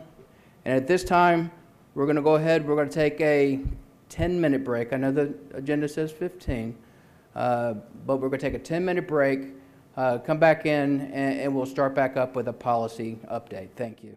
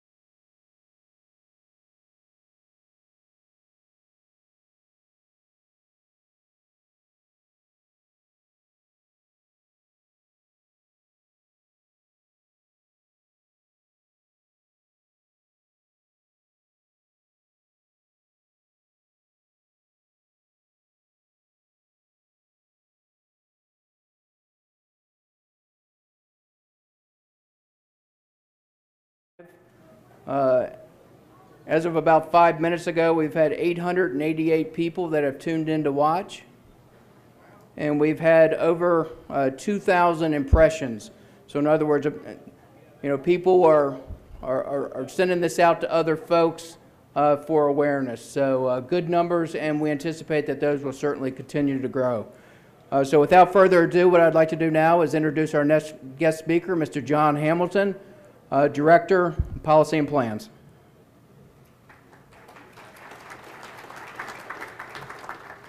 Thanks, Todd. And before I get started, I think the first thing you see when I go to the slide, there you go. You see that Commander Chris Artis was supposed to give the briefing. He's much more handsome, and he's certainly smarter than his boss here. But Chris was unable to make it at the last minute, so I am going to take over his briefing. And again, he's much more elegant than I am. But what I do want to do is provide an overview of our accounting mission, kind of at the 30,000-foot level. And then as the day goes on, we'll kind of ramp it down to lower levels as you get to hear some of the details. But an overview of the mission.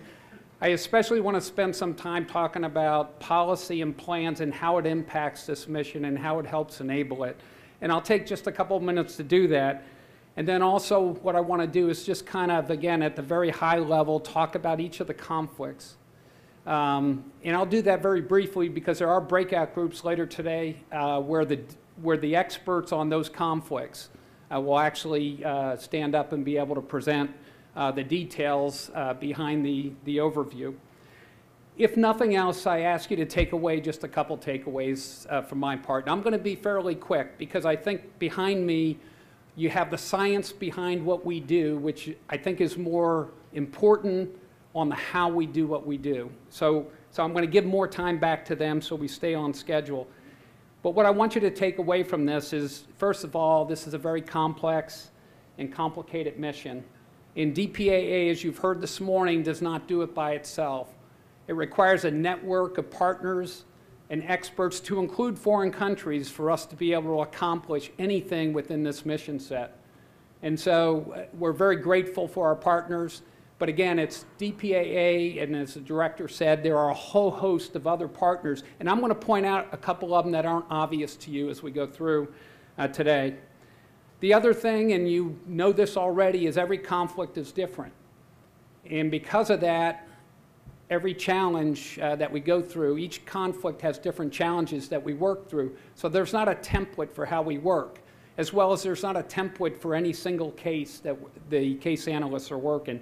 So if you don't take anything else away from this, I just want to let you know that it's complicated and that there's a lot of different people that are involved in it. Now, before I actually talk, I also want to point out Lieutenant Commander Pak, who's standing in the back. He's a Navy aviator, just like Commander Artis, who works in the policy range. Raise your hand again. He's got the additional duty today of providing support to our director. But in addition to that, if you have questions and you can't find me, you can ask him, or you can ask Jennifer Nazarenko. Raise your hand over in the corner. She's my deputy. A lot of you know her. But if you have questions outside the briefing, please feel free to grab one of us three, and we'll be glad to talk to you. Our mission, and I'm just going to be very quick and simple on this, is that fullest possible accounting means we're doing everything possible to find your loved one and bring them home. In simple terms, that's our mission. Now, how we do that mission, again, is the subsequent briefings and the other briefings you'll receive today. The partners I talked about. As you know, we've already talked about the service casualty officers. They're your first line that you communicate with on a daily basis. We talked about the veterans groups. We talked about the Armed Forces Medical Examiner's Office in the Armed Forces DNA Lab and the importance of those. And so we've talked about a lot of those, but a couple I want to just point out very briefly. The State Department is a very large and key and significant player in what we do. The ambassadors, the country teams, the defense attachés that live in those countries, engage with those countries, help us gain access to countries. that we wouldn't otherwise have access to. They also help shape the national policy that allows us to get into countries and to execute our mission. So they're very key and essential, and again, you can see a lot of the others. The only other one I really want to mention right now is the National Archives and Records Administration, NARA. You see it's up there on the right-hand side, lower part. Every case begins with analysis, research and analysis, and specifically for World War II, only 2% of NARA records are digitized, meaning you can't go on the internet and find them. So we have dedicated, very professional historians and analysts that have to have access to the National Archives to get records, to begin the analysis that leads to a case file and leads to investigations and recoveries. So they're very critical to what we do. The other part of that, you can see foreign archives. We work with 46 countries, as the director mentioned earlier, and all of those countries have archives of some sort. And getting access to them requires us to work through the State Department, through other partners as well as the host nation to try to get to those. It's especially critical in some countries I'll point out later as I go through the brief. So again, our partners are important. This slide is a little busy, but what it highlights is the challenge of our mission. As the director said, it's daunting. It absolutely is. But let me kind of break it down a little bit for you, and let's just start at the bottom. You know, you hear the big number, 82,000 plus missing, and as the director said, about 73% of those are in the Pacific. Korean War, Vietnam War, and World War II was a major throughout the whole Pacific theater of operations. So pretty significant numbers of losses there. But I also want to point out that there's a lot that are water losses.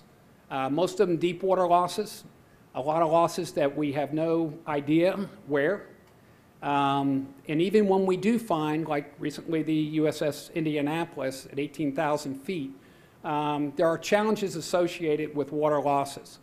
And so just to be clear as we go through, and we can answer questions on it later, is that underwater losses we have in a category right now considered non-recoverable.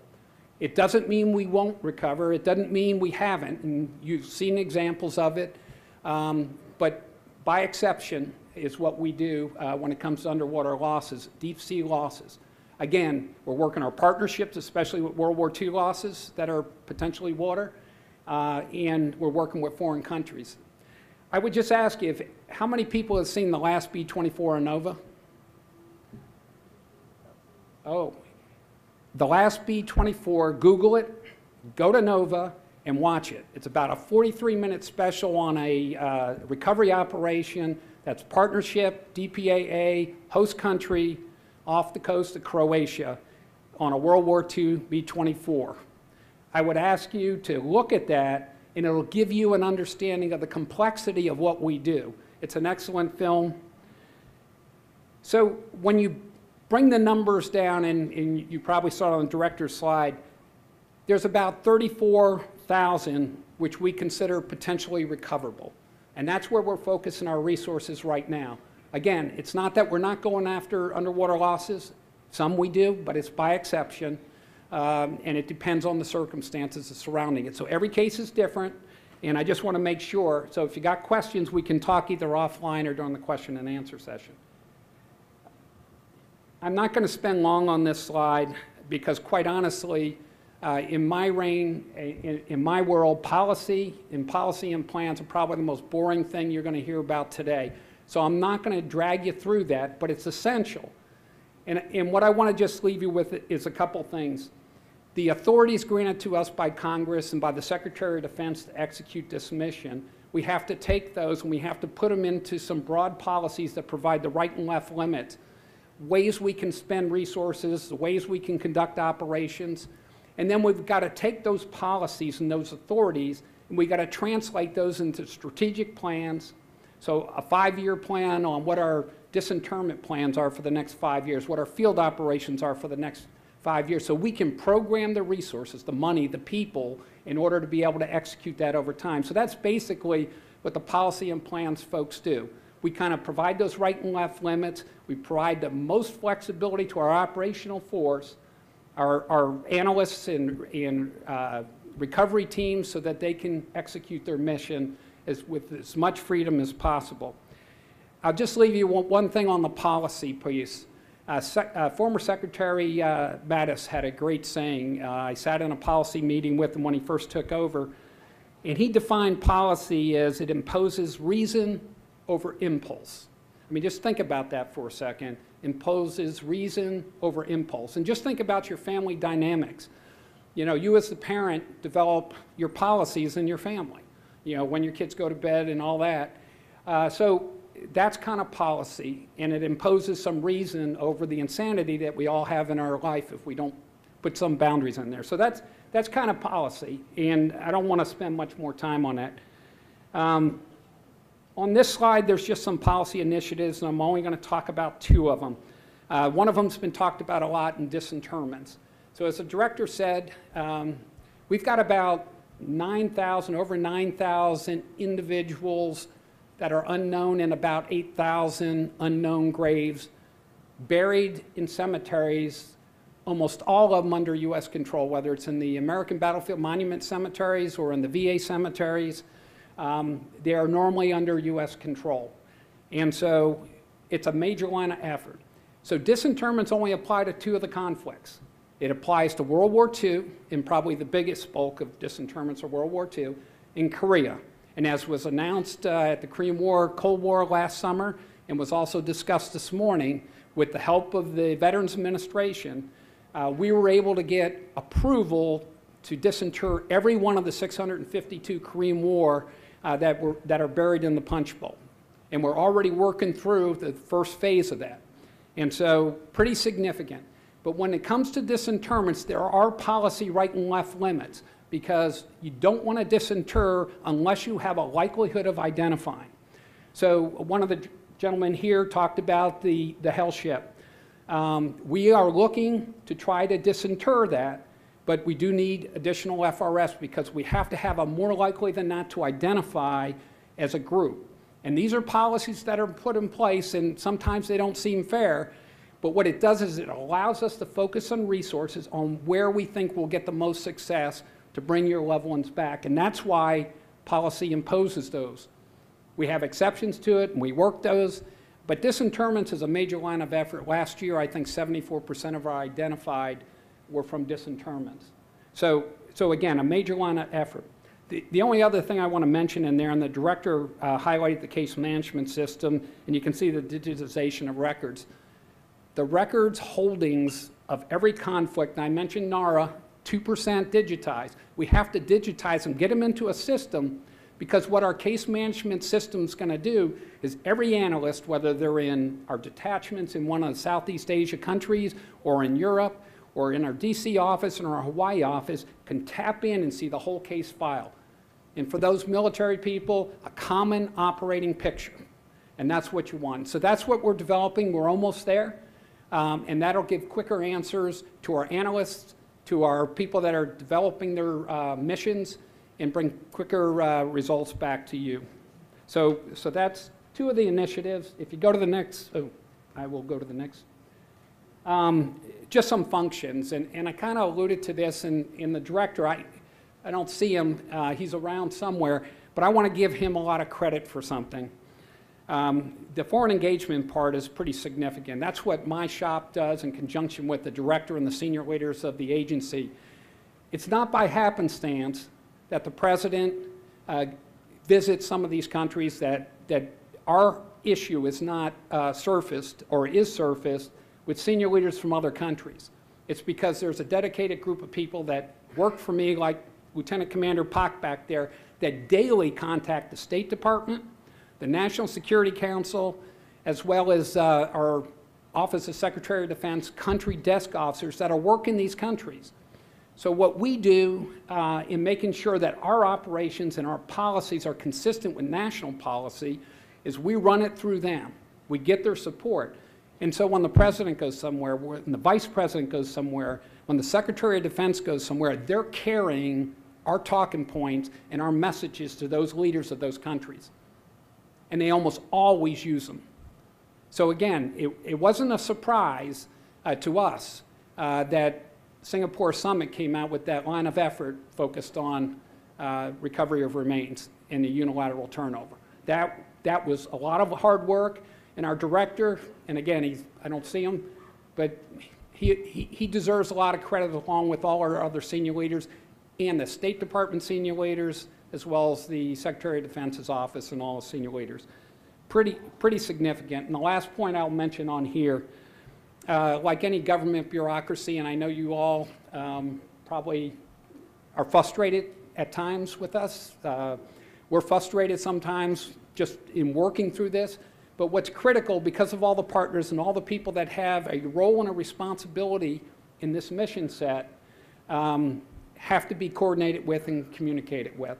And so again, that's what my team of professionals, who are, again, much smarter than me, make these connections. Every single day they're touching somebody, a country embassy, an individual sitting at the Secretary of Defense's office, as well as the President's Office and National Security Council. So we are working that, and that's key and essential to our mission set. Again, it's not very sexy, but that's what my guys do, and I'm very proud of them.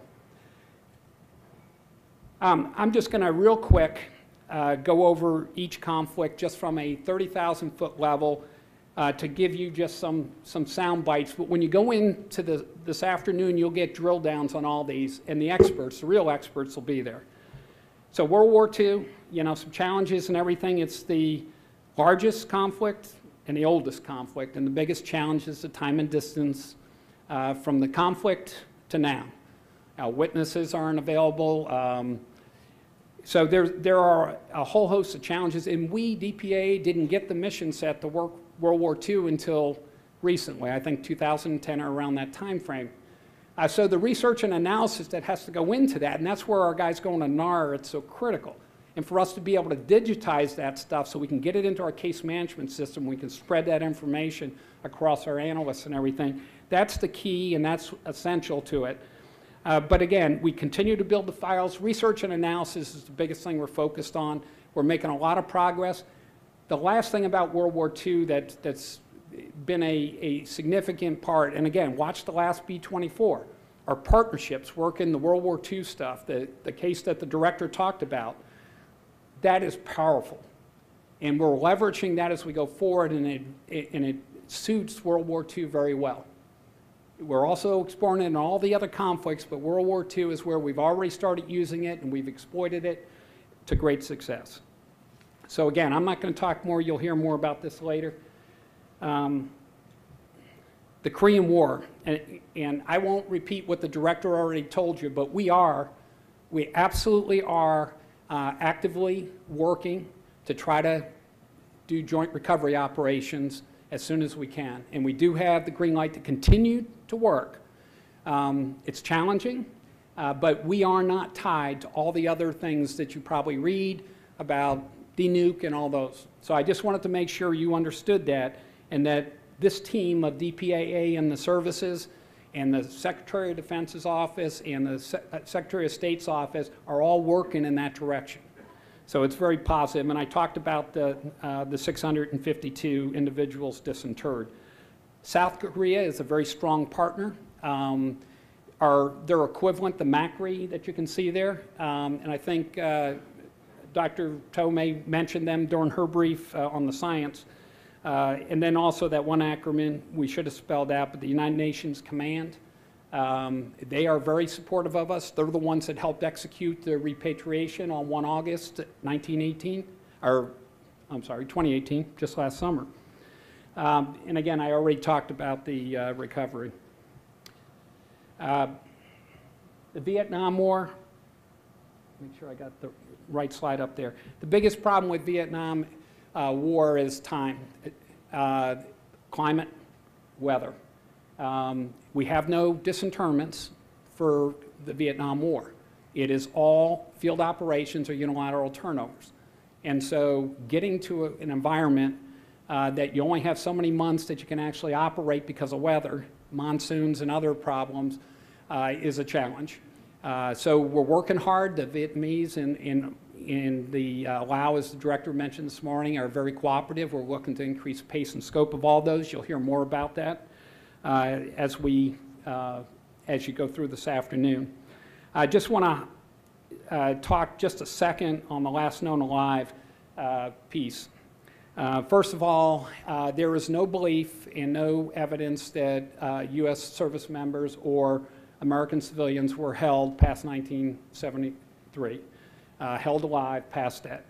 But there were a number of cases, and at the end of the war, about 300 cases, where the last known location and the status of a person was alive. So it could be an aircraft flying, shot down, wingman sees a parachute, good parachute, looks like he's alive, hits the ground, maybe he's talking to a Jolly Green Giant coming in to rescue, but that's the last we know. And when Operation Homecoming came, when the prisoners came back, there were about 300 that didn't come back, that there was possibility that they might have come back. So there's a board process that was set up a number of years ago. Right now we're down to 35 cases involving 43 personnel. About once a year, it's evidence-based. But we bring a board of senior executives and general officers together from all the services, and our analysts lay out the case. It is not to determine whether they are alive or not. What they're determining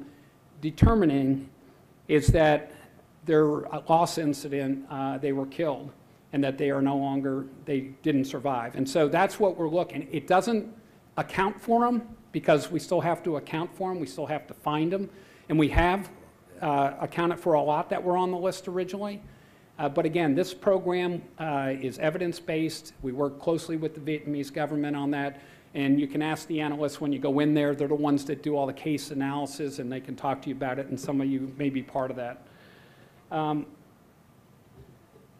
Cold War, 14 incidents, 126 cases, mostly over water, so very challenging. And then there were 2 losses in very contested areas and very challenging areas to gain access to. But I will tell you that we were working very closely, certainly with the Russians. As the director said, we're the only defense agency and one of the only U.S. government agencies that have a carve-out with Russia. And we're specifically focused on archival work there, but we're also looking at other things. So we're working very close with the Russians, and we're also working with the PLA, the People's Liberation Army in China, getting access to their archives. And one of the pictures you saw earlier was actually a discussion with the Chinese, with the director in a technical talk. So we are working those. It's challenging, but we do have a lot of effort going into it right now.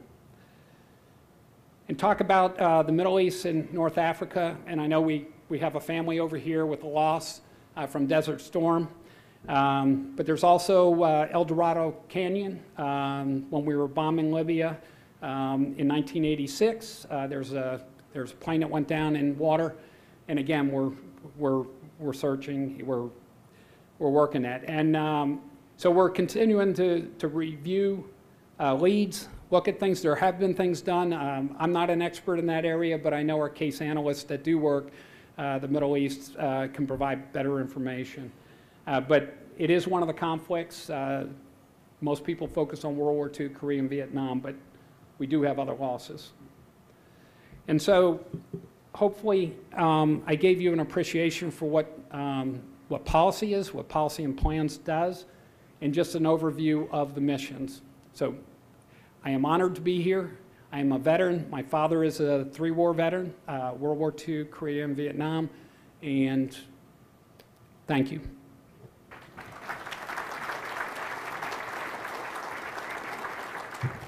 Okay. Good morning, everybody. How are you today? Or as we say in Hawaii, aloha. Aloha, there you go, excellent. We're gonna take these next 2 talks, we're gonna get pretty technical, start talking about the science. We're gonna nerd out, if you will. But before we do so, I wanna point out a couple people in the room. Tina, Gina, Karen, and Brenda, are you in this room? They're probably right outside. Oh, she's one. Say hi. And then the rest are outside, probably the one-on-ones. I want to point them out because I've got a lot of slides. I've got a lot of information to give you. We're going to do what's called, I'm going to have you drink out of the fire hose. That's a lot of information, and I'm only going to be able to hit the tops of the trees for a lot of these issues.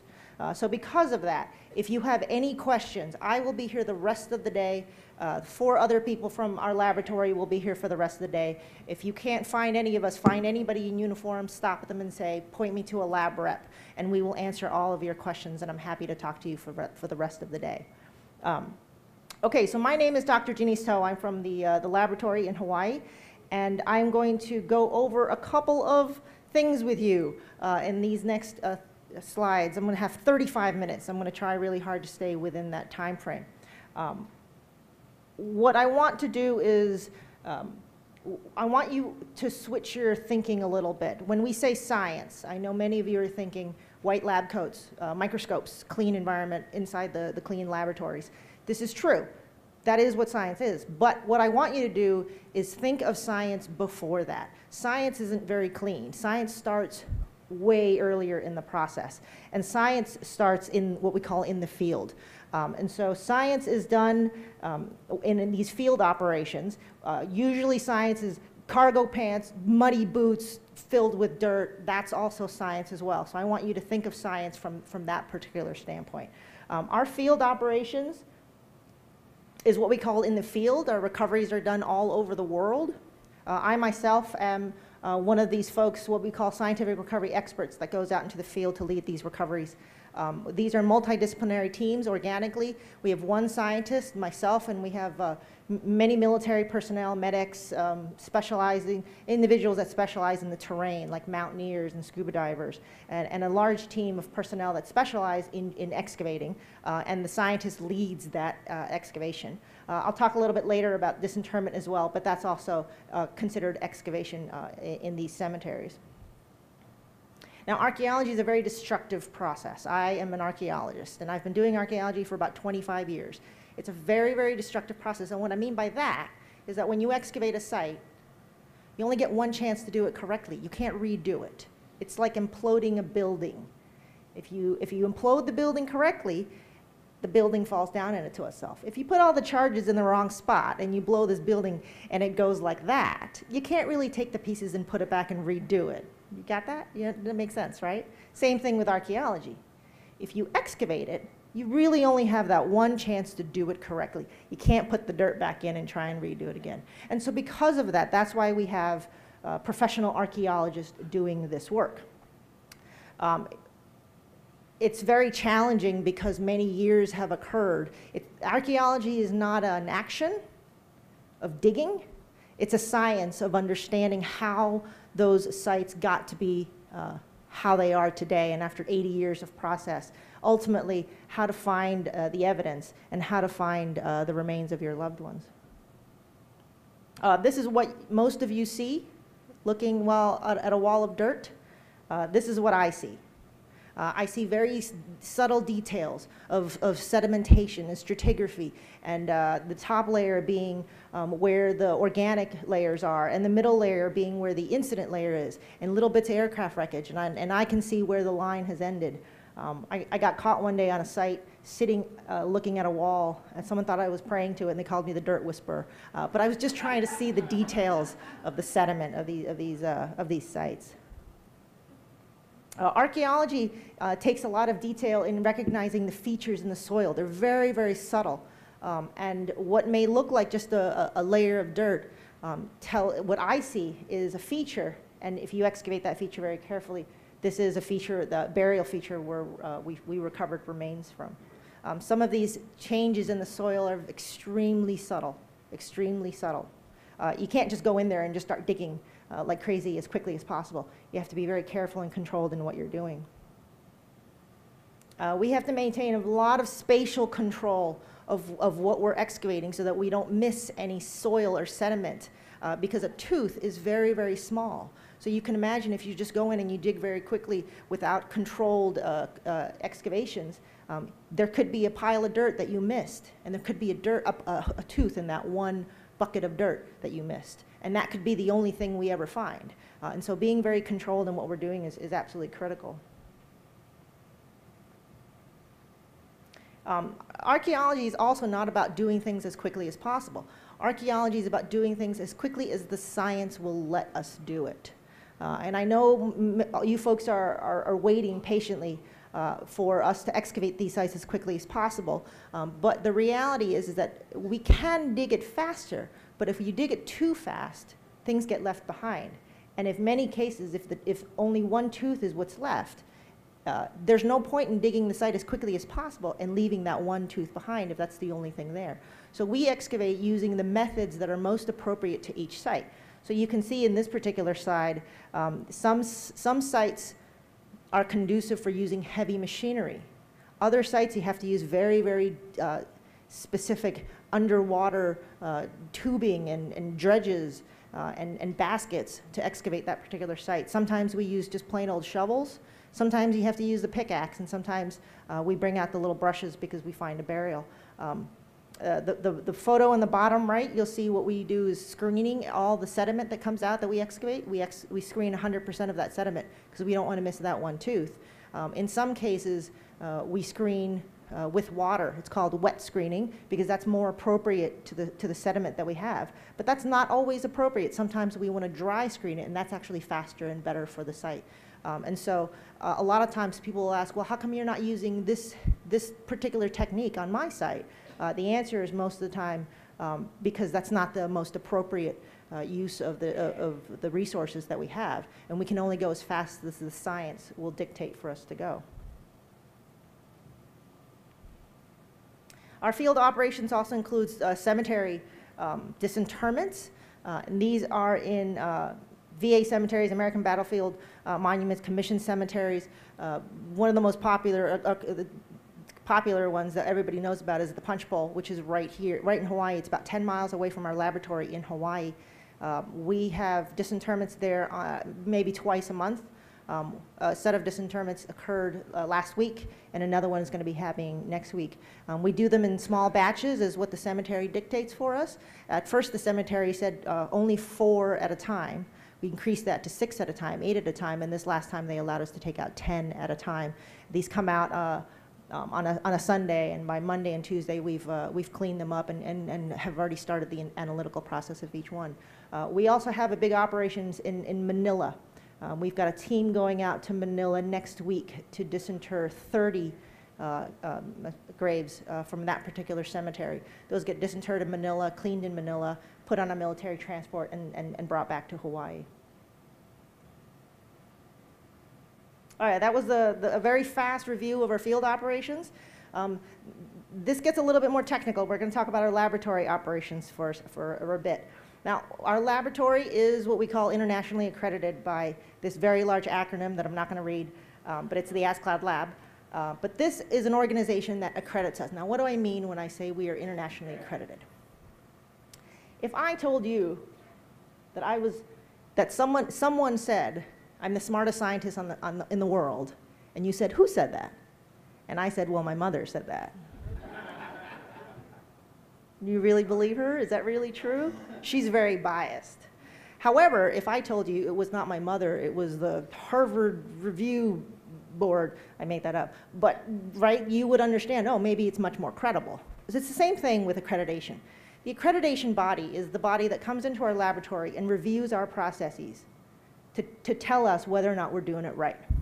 It reviews us on over 400 points, very, very detailed, of our scientific processes for every single analysis that we do, and tells us if we're doing it right. And we were originally accredited in 2003. We get re-accredited in 2007 and again in 2017. And every year they come in, they give us an inspection, they pull our pants down, and they review all our processes again, and they tell us how we need to improve. So we're constantly getting better and better. Because of that, we're the largest skeletal laboratory in the world that does this work. And we were the first skeletal laboratory to be internationally accredited by this body. So what it means to you is basically that we're doing it right. And that this gives you more trust that when we make an ID, that ID actually is valid. And it actually gives you more trust in knowing that when we cannot make an ID, that it's because we're not doing it wrong or we're not trying hard enough. It's because the science and the evidence doesn't allow us to make that identification. We have 2 locations. We have we have 3, but we have 2 core sites. Our main laboratory is in Honolulu, Hawaii, and our sister laboratory is in Omaha, Nebraska, on Office Air Force Base. They were not flooded. They had some flooding in that base earlier this week, but the laboratory is just fine. It's on a little bit higher ground. We also have a smaller support laboratory in Wright-Patterson Air Force Base in Dayton, Ohio.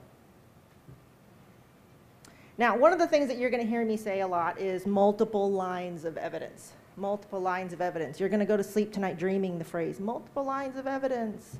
Multiple lines of evidence just basically means that when we try and make an identification, we're looking for multiple things that tell us this is the individual.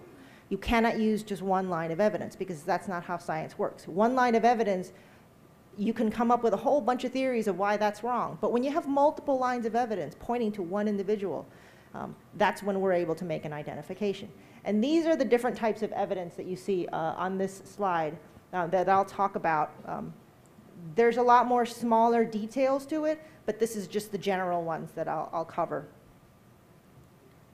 Now, the historical research, everything starts with the historical research. We'd be able to go nowhere if it wasn't for our historians and our analysts to do a lot of the historical research. And this is critical because if I find a plane crash and I find evidence of a P-47, is that the P-47 specifically that I'm looking for? So I need the historical research to be able to give me information. If I find out that there are 10 P-47s that crashed within 1 mile of that area, that's maybe not the one I'm looking for, right? But if I find out that there's actually no P-47 within 100 kilometers of that spot that we know that crashed there, that's pretty good odds, right? So the historical research is where we start, and that's critical for our work. Now, the archaeology, we talked a little bit about the archaeology already. Being able to have spatial control of where we find things. Archaeology is not just an action of digging, it's a science of understanding how the site was formed and how the evidence got to that actual location. In many cases, where we find things on site is absolutely critical for us being able to tease out different individuals from, let's say, a plane crash that has multiple people on there. Material evidence is also a line of evidence that most people understand this one a little bit more than others. Material evidence is just all the items that are found on site that can help us make an identification. Sometimes these are called personal items. If we find personal items, that helps us tremendously. If we find, for example, an identification tag, what you would know as a dog tag, or any identification media, watches or bracelets with the name of the individual on there. Sometimes we do find wallets. We found a pin that we cleaned out. I didn't know what it was, and it had the word 300 on it. 300. A little pin, a little round black pin that had 3 dots on it. Like I bowled a perfect game. That's a bowling pin that he wore with him in combat because he at one point bowled a perfect 300 game. So little details like that helps us tremendously to be able to identify somebody. Now, when we get remains in the laboratory, they're assigned to a forensic anthropologist like myself. And we try and identify first the biological profile of what we're looking at. When I say biological profile, I mean we look at this assemblage of skeletal remains, we try and figure out the sex, the age, the ancestry, and the stature of the individual. Because it's not uncommon for us to get remains of individuals who turns out not to be from our incident. If that's the remains of an 80-year-old Vietnamese female, that's clearly not the individual that we're looking for. And so being able to do the biological profile can be very tricky if you don't have the complete skeleton. And in many cases, if you just have one finger, that's a very, very hard and tricky thing to do to get that biological profile. We also look for things on the skeleton that will help us identify the individual. Broken bones, any particular type of trauma or disease that they may have had as a child that may have left markers on the remains helps us a lot as well. Any sort of individualizing trait if you will. We use the biological profile also to help us segregate what we called commingled remains. That's a word that many of you may not have heard. It's a new word for you, commingled remains. I'm going to say that over and over today. And on your one-on-ones, you may hear that phrase, commingled remains. That just basically means remains of multiple people jumbled up together. And trying to tease them apart is a tricky thing.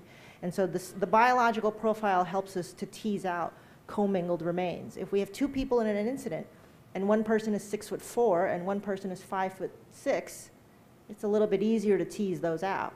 But if you've got someone who are both 5'10", 5'11", teasing those out using height's a little bit harder. So we use every single trick we have in the book to try and tease out these commingled remains.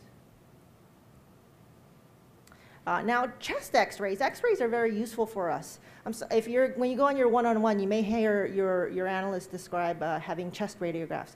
Now, the chest radiographs, we realized a while back that there were many, many chest radiographs taken of soldiers when they went, or servicemen, when they went into service. The doctors were looking for a particular disease. Can anybody guess what disease that is? TB, everybody knows that. Tuberculosis, that's right. It manifests in the chest. So if you take a chest x-ray, you can tell whether or not somebody has tuberculosis.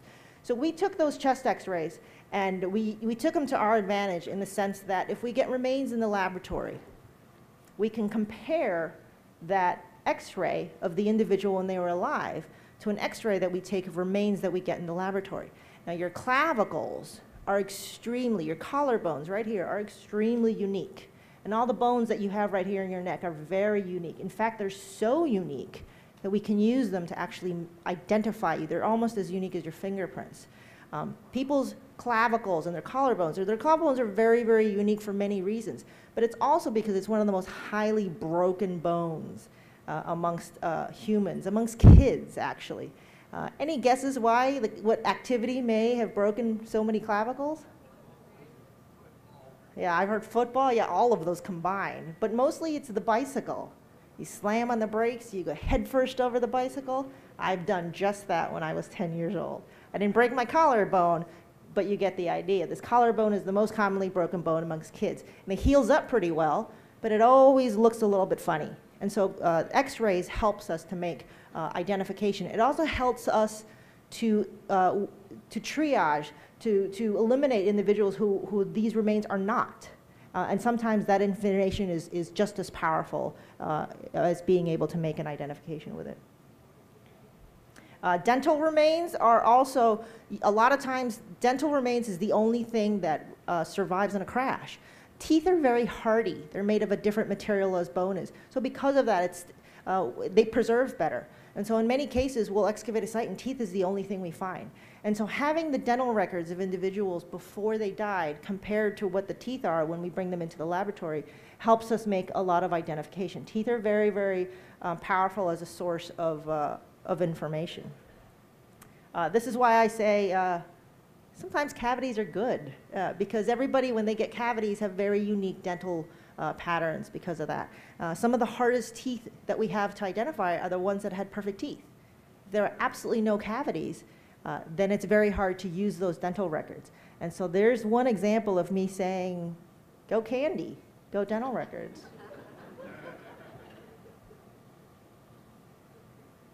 Okay, this nerds out much, much more than all the other slides. Isotopes. Maybe the first time some of you heard that word, maybe not. You're a very smart audience. But isotopes is a kind of analysis that we use that gets really deep down into the chemistry of bones and teeth. Chemistry is a very, very powerful tool for us. Now, isotope analysis has been around for many, many years, many, many decades. It's most commonly used, for example, if somebody sells beef here, this is Texas, right? And somebody says, this is Kobe beef from Japan. And it's pretty pricey stuff, right? How do you know that's actually Kobe beef from Japan? Just because somebody said so? So we can use this chemical isotopes. We can actually look into the beef, look at the chemical signature, and figure out based on how the elements of carbon and nitrogen and oxygen and strontium are, and we can tell you whether or not you really are paying for Kobe beef from Japan or if you just got had.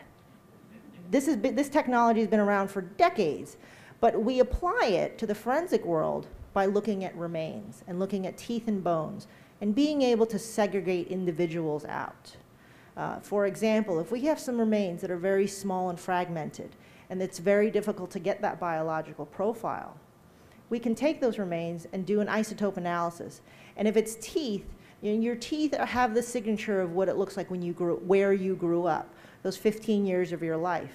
So even if you're an adult, it's always going to show that signature of where you grew up. And so if we have teeth from the field, we can test that for isotopes, and we can maybe get an idea of whether or not that tooth is from somebody who was born and raised in Vietnam versus somebody who was born and raised in Kentucky, or somebody who was born and raised in Korea versus somebody who was born and raised in Texas. So isotopes is relatively new in the world of forensics. It's not new to us. We've been using it for many years. We've been outsourcing it to Chico State University, but just recently I looked at our director, we did as a lab, and I said, Daddy, can I have an isotope lab? And he said yes.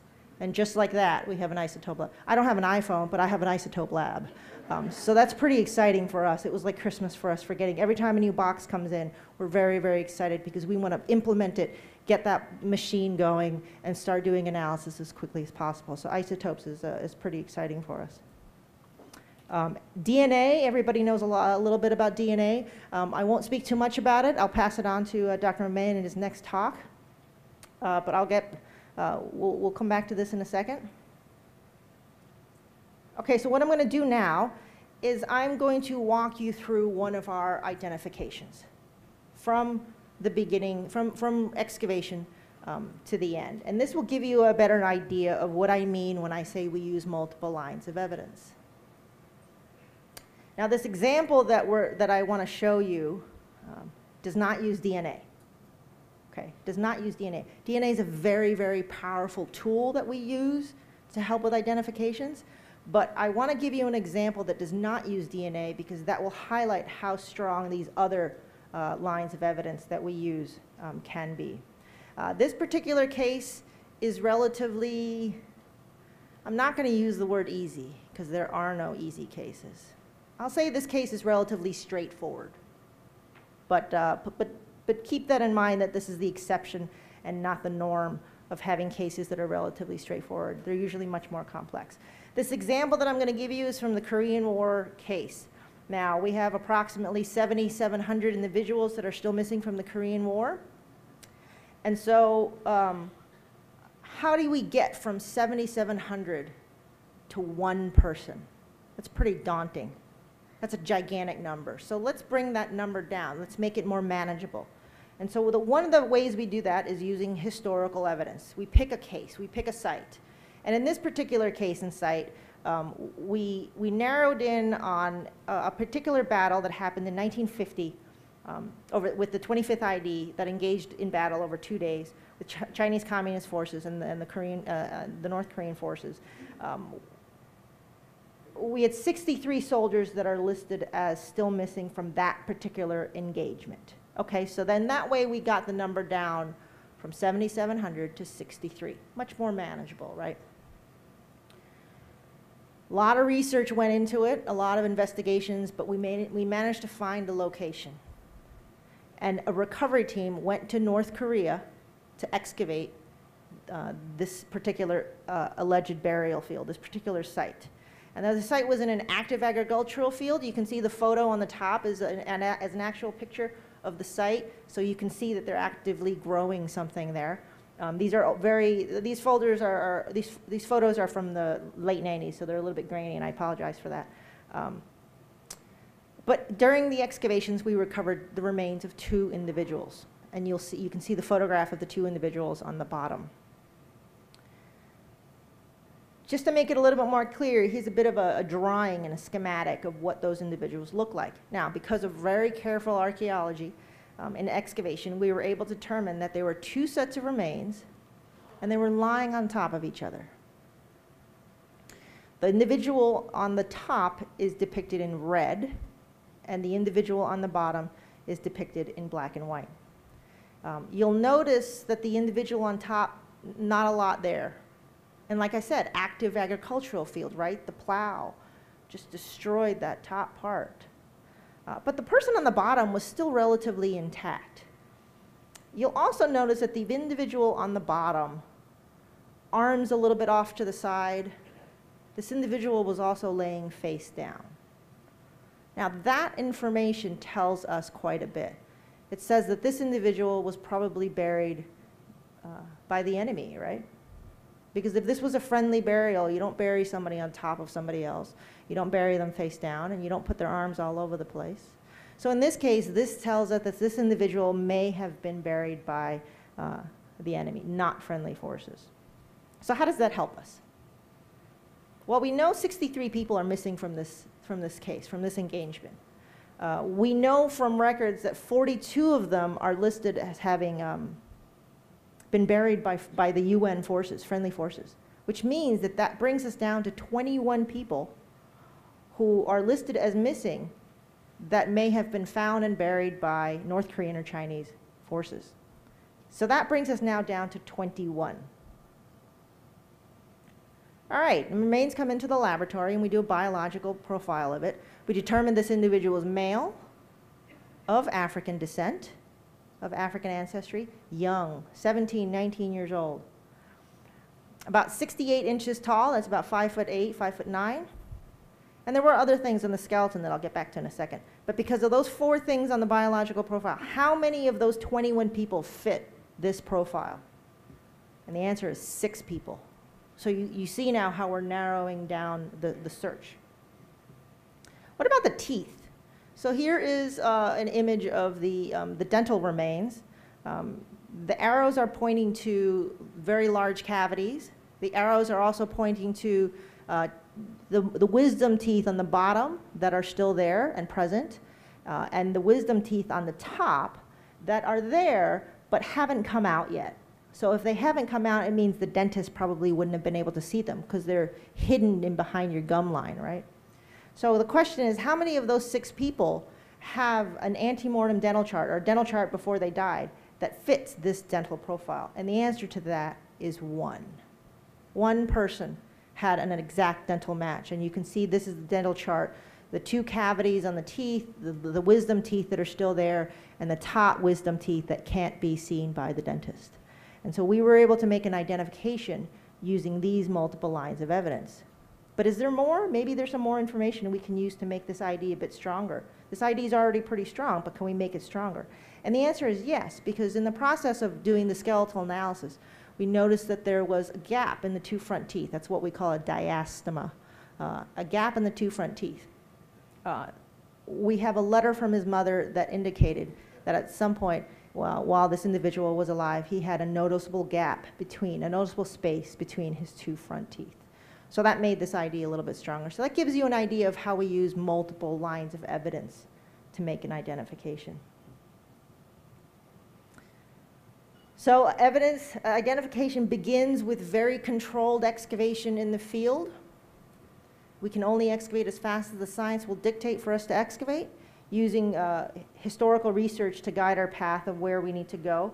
We use multiple lines of evidence in the laboratory to make an identification, and we can only do it if we have ante-mortem records or something to compare to, some comparative data that needs to be available. I'm going to take the last of my time to give you a quick update on some special projects. A lot of these cases are individual smaller cases where there's 1 person missing or 8 people in a plane crash. But some of these projects, some of these losses are much bigger. They're large battlefield cases. And so we've put those together in some special projects. Now this is a list of many of the special projects we have. The top one is the Korean War and the rest are World War II. But I'm only going to touch on the Korean War one in this group. And the reason I'm only going to touch on that is because all these projects are born out of the Korean War project called the K208. That's the original large project we have. And this particular project, this became a project because in 1992, 1993, the North Koreans handed over to us 208 boxes of remains.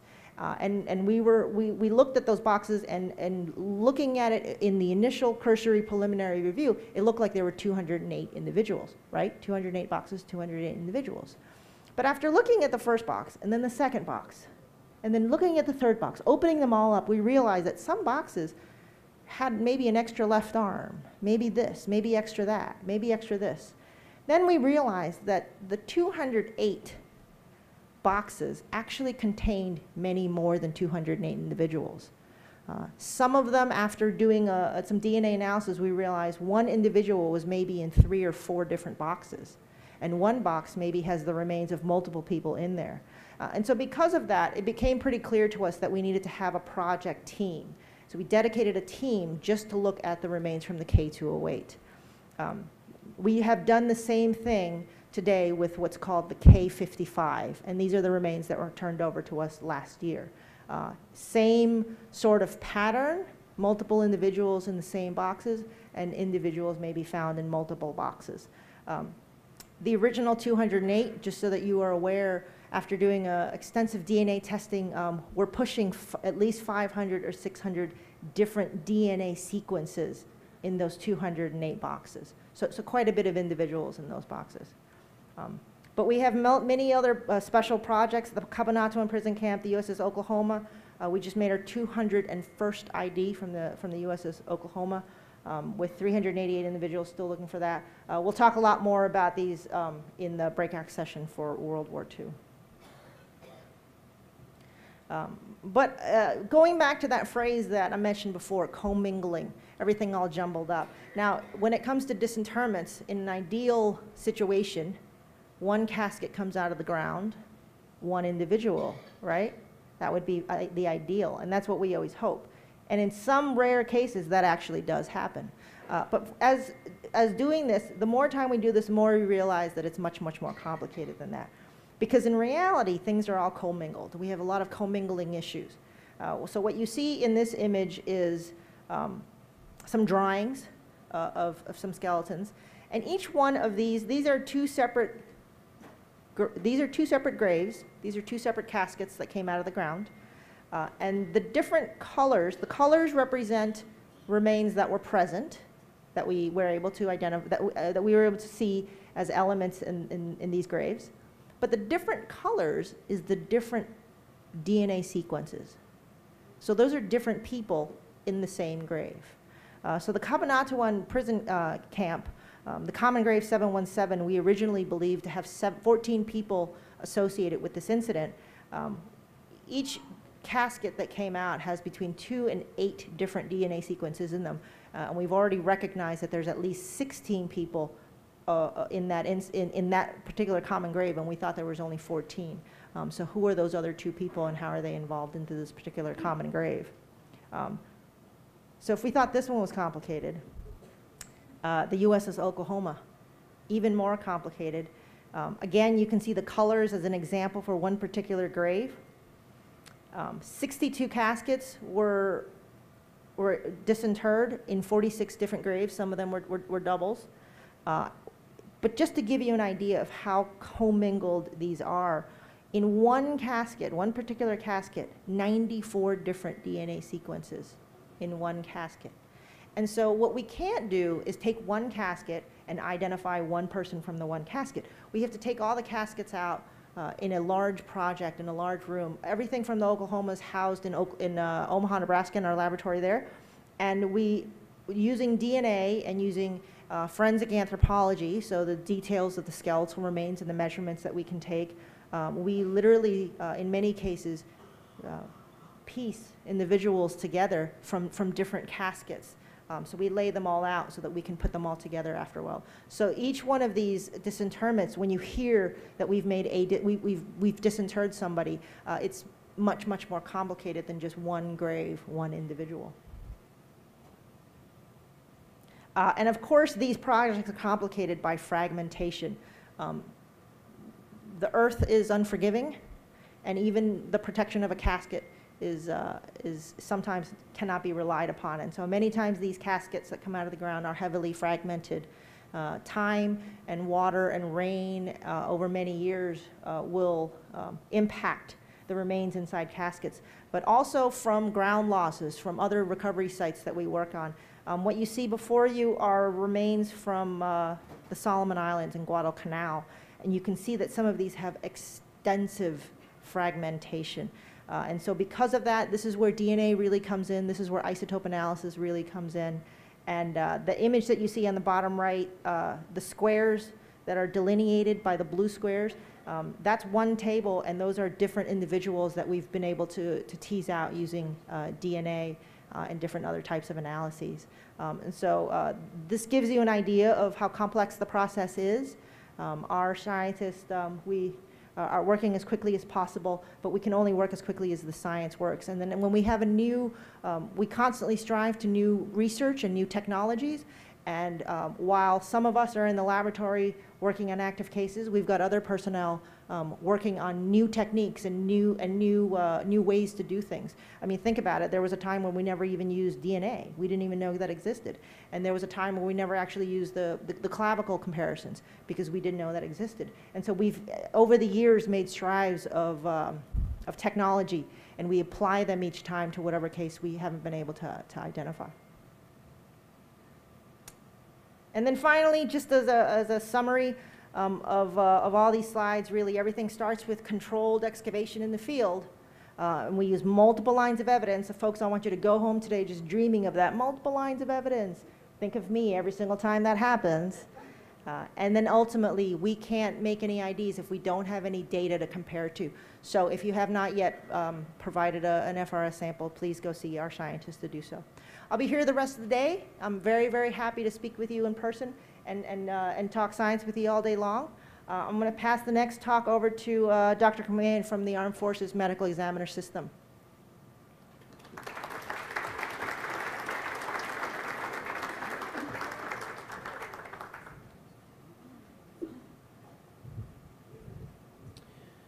All right, good afternoon. So, as we talked about the Armed Forces Medical Examiner System. So I'm here to talk about DNA. And I know everyone's going to glaze over, oh my God, science again. But I ask you to pay attention. There may be a test at the end of this. Okay? So I'm going to talk about a 27-year partnership. So we are in Dover, Delaware, and we've been partnered with the DPAA to do all of the DNA testing for the past accounting. So we're going to talk a little bit about that. So I'm going to talk about who we are, the Armed Forces DNA Identification Lab. I'm going to give a little bit about DNA, and I promise I'm going to make it fun. Then where do we go from here? Okay? And then where do you all fit in as the family members? Do I have any CSI fans here? All right. So this slide's for you guys. I can't make an identification or support a DNA result in 45 minutes. Can't do it. But I'm getting closer. Okay? So the box that you see up there is called a rapid DNA instrument. It was developed for booking stations so that they could actually take a swab of an arrestee or somebody they're holding, and I can put that swab in that, and in 90 minutes, I can get a nuclear STR profile. Okay? So, again, built for the booking stations, modern DNA samples. Here's the pros and cons. They talk about it being used on bone. The wildfires that ravaged California recently, they deployed these out there to assist in the identification process, and we're able to get results. But the reason for that is this is fresh bone, and you see the cow bone in that picture there? There's a lot of red blood cells and white blood cells. That's why that works. Okay? We actually met with this group, talked to them about their instrument. They've admitted and talked to us that it wouldn't fit into the past accounting mission.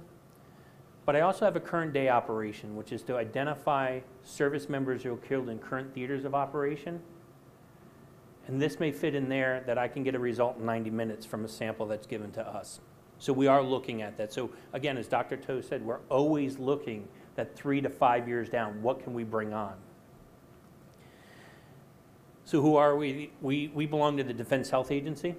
We're the Armed Forces Medical Examiner System, and we are charged with doing the DNA testing for all of DOD when it comes to human remains testing. We were established in 1990, and we've been partnered with the DPAA since then.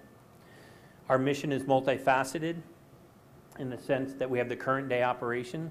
So coming out of the past accounting mission in 1991 with the successful use of mitochondrial DNA, we established what we call the repository.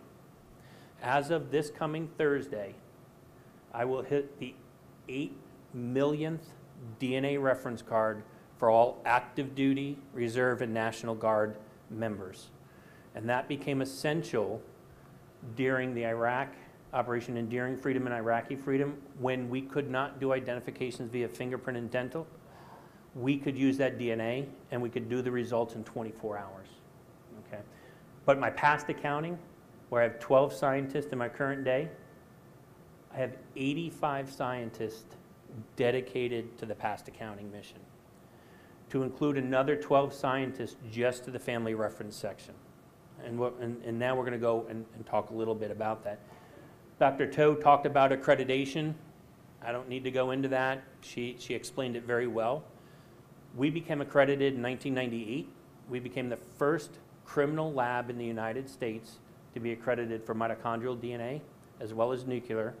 We had a reaccreditation last August with 0 deficiencies. And so from outside, we had 11 scientists from labs all over the country come in and found 0 deficiencies in our processes. The points to consider is not every DNA test we do is going to support a new identification. And it's that commingling word that you're all going to hate us for repeating over and over again. But if it's commingled, we will find additional portions. But we're going to talk about what if there's no family references right now. We're working on cracking that. I'm going to talk about that in future technologies. All right, so when you look at this picture of the cell, that big blue blob in the center there, that's the nuclear DNA, okay, or the nucleus. And when you think about it, I want you to think about a computer. That's the hard drive. That has all of the information to tell your computer how to run and everything like that.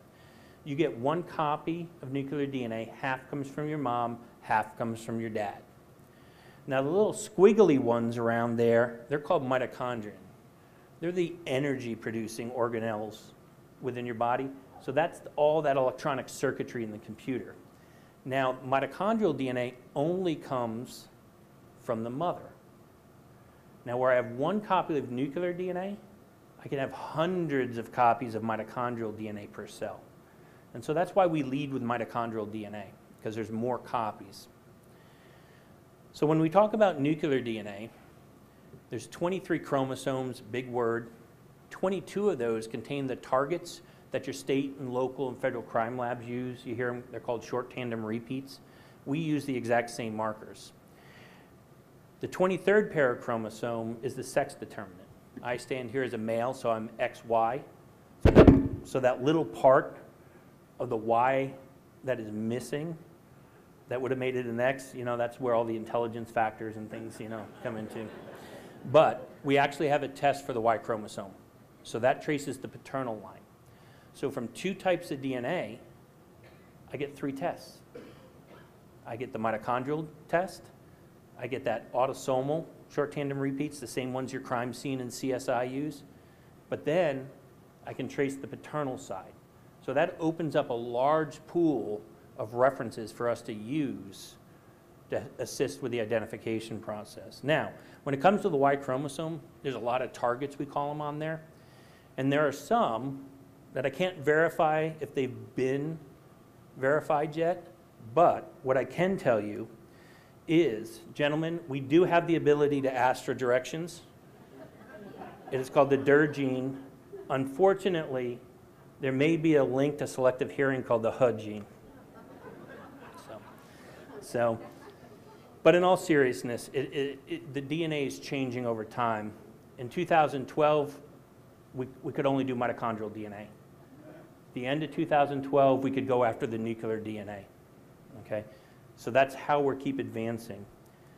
The problem is you'll hear out there that nuclear DNA, STRs or short tandem repeats are the gold standard. That's great.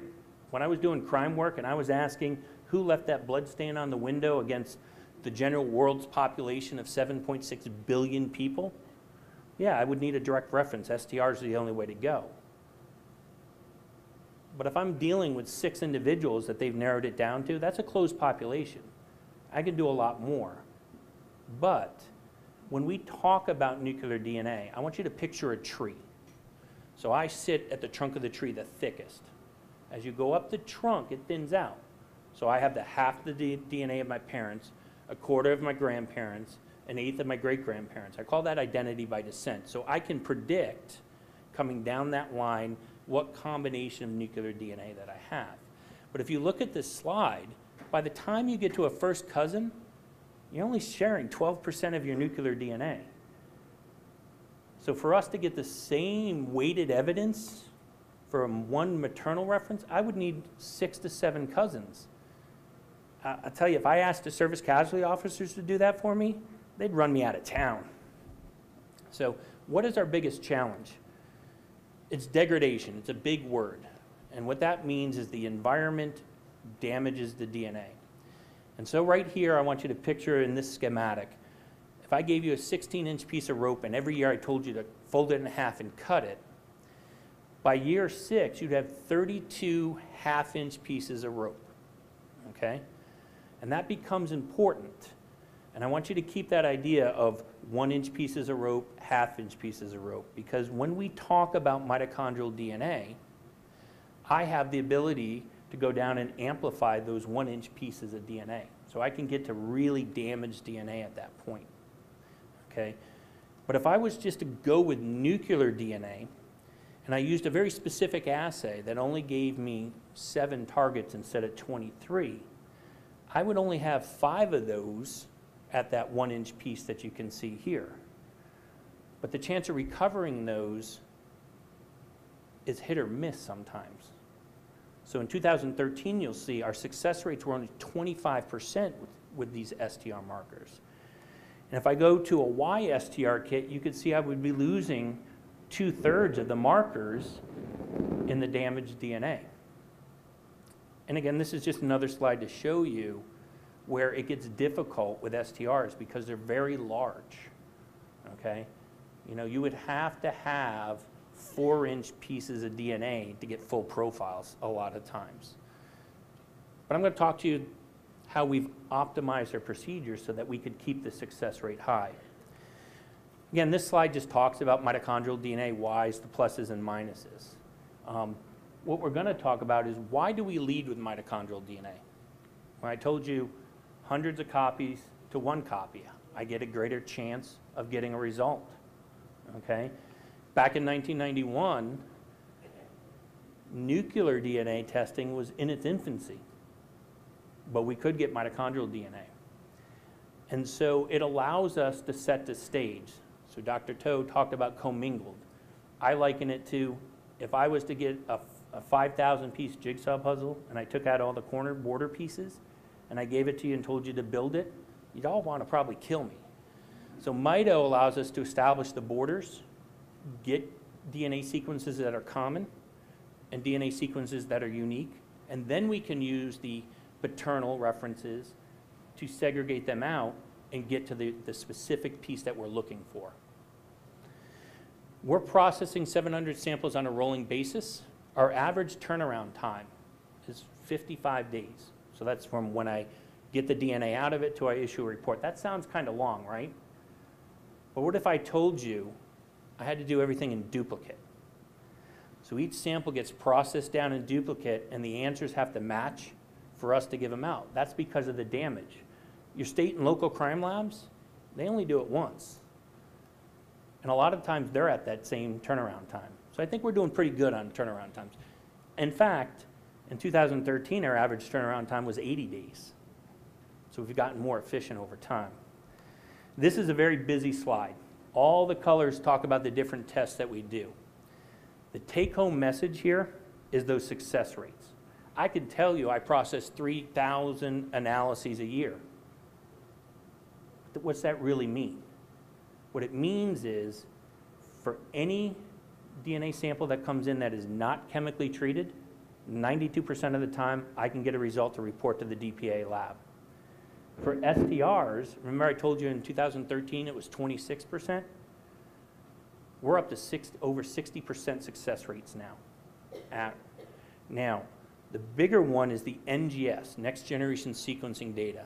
We're going to talk a little bit more on that later. We brought that on 3 years ago. Initial success rates were 30%. Our success rates are now in the 60s. Okay, we're always trying to refine. That success rate means I'm getting you, the families, what you need, and that's the results to help the DPAA with identifications. So out of all of this, my outside product is what we call the Believed to Be report.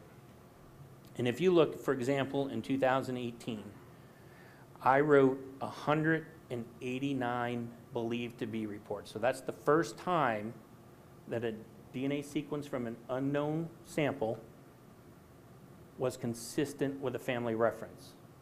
So overall, you heard there were over 200 IDs last year. DNA helped support, or was one of the many tools that supported, in 189 of those. The bigger take-home message is I wrote 719 total reports. So those are all those additional portions that we're finding because of the commingling and things like that. This slide talks about some notable casework. I'm going to talk about the demineralization buffer. Sounds like a big thing. The 12S and some other things. So when you think about demineralization, I want you to think about turpentine. If I went out and poured turpentine on the hood of your car, it would dissolve the paint away and get me right down to the metal. Well, this demin buffer, we call it, once I add it to the bone, it dissolves the bone completely. And so what happened in 2006, we went from needing 5 grams of bone to only needing 0.5 grams of bone. So it opened up a whole lot more, but because we dissolved the bone completely, it increased our success rates, as you can see, across over 90% for all bones tested, and it freed up that nuclear DNA. So that was a pretty big advancement then. But because we could do smaller pieces, sometimes it's not easy, and our anthropologists are world-renowned, but sometimes it gets too small to know if it's human or non-human. And I'm going to put the effort into it no matter what. If it doesn't work, I don't stop. We test, we try, we troubleshoot, and it may take 4 weeks before we say, we're not going to get in, we don't have a result. It's inconclusive. So we developed an assay that will tell us if it's human versus non-human. So I can stop and get back to the samples I want. So since 2011, we've done 598 samples that we thought were non-human. 44% of them were. It allows us to stop those quickly and move on to additional testing. Purification. Sounds like a big word. You know that last cup of coffee that everyone leaves in the coffee pot? Nobody wants to drink because of all those coffee grounds in it? Well, if I was to take that coffee and I was to pass it back through a filter, just pour it through the filter, the grinds would stay on the top, and I'd get the pure coffee at the bottom. Well, I have a special filter where I can take my extract, that demin, put it in, the DNA binds to the filter, and I wash away everything I don't need. And we brought that on in 2013, and that's where you can see here the steady increase in success rates for those STRs. So again, figuring out why we're not getting results. Camp Kakura, the Punch Bowl, Korea, everyone knows, chemically modified. It took 16 years, but we figured out what was going on in 2014.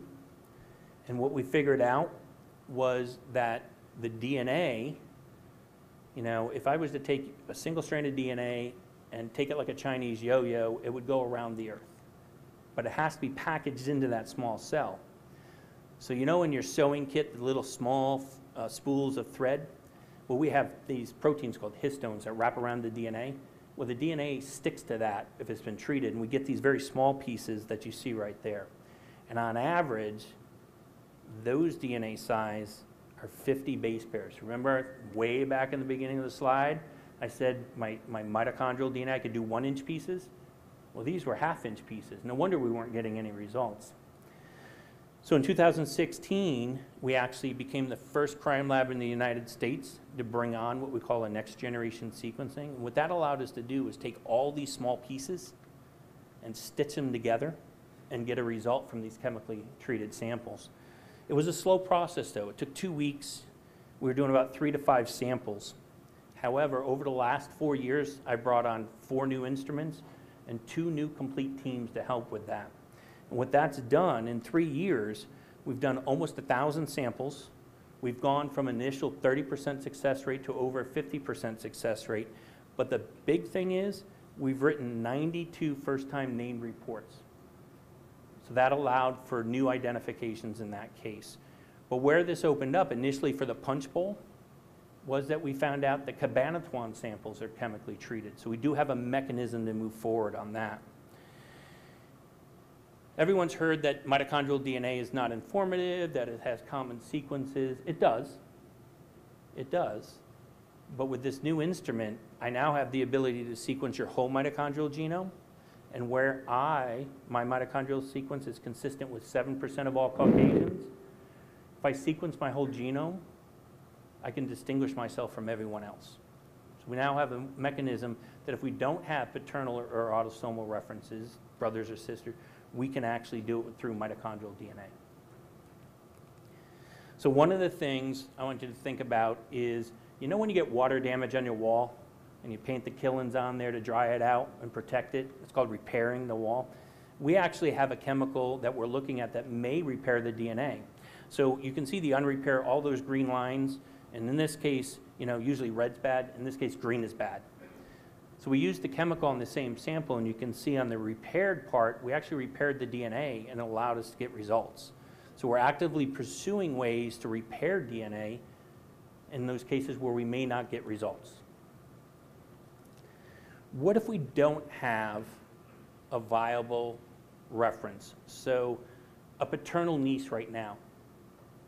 So the brother of the missing service member has a daughter. We can't really use that. Anyone done 23andMe and Ancestry.com? Okay. So about 3 years ago, we looked at doing the exact same thing, using the same test that they did. And we took a sample that we thought was really good. We got all kinds of results for it. We went after the 800,000 markers that Ancestry.com uses, and we got 800. So it wasn't going to work. So we partnered with a company to develop an assay specifically for us and a software. And it was going to only target 25,000 instead of 800,000.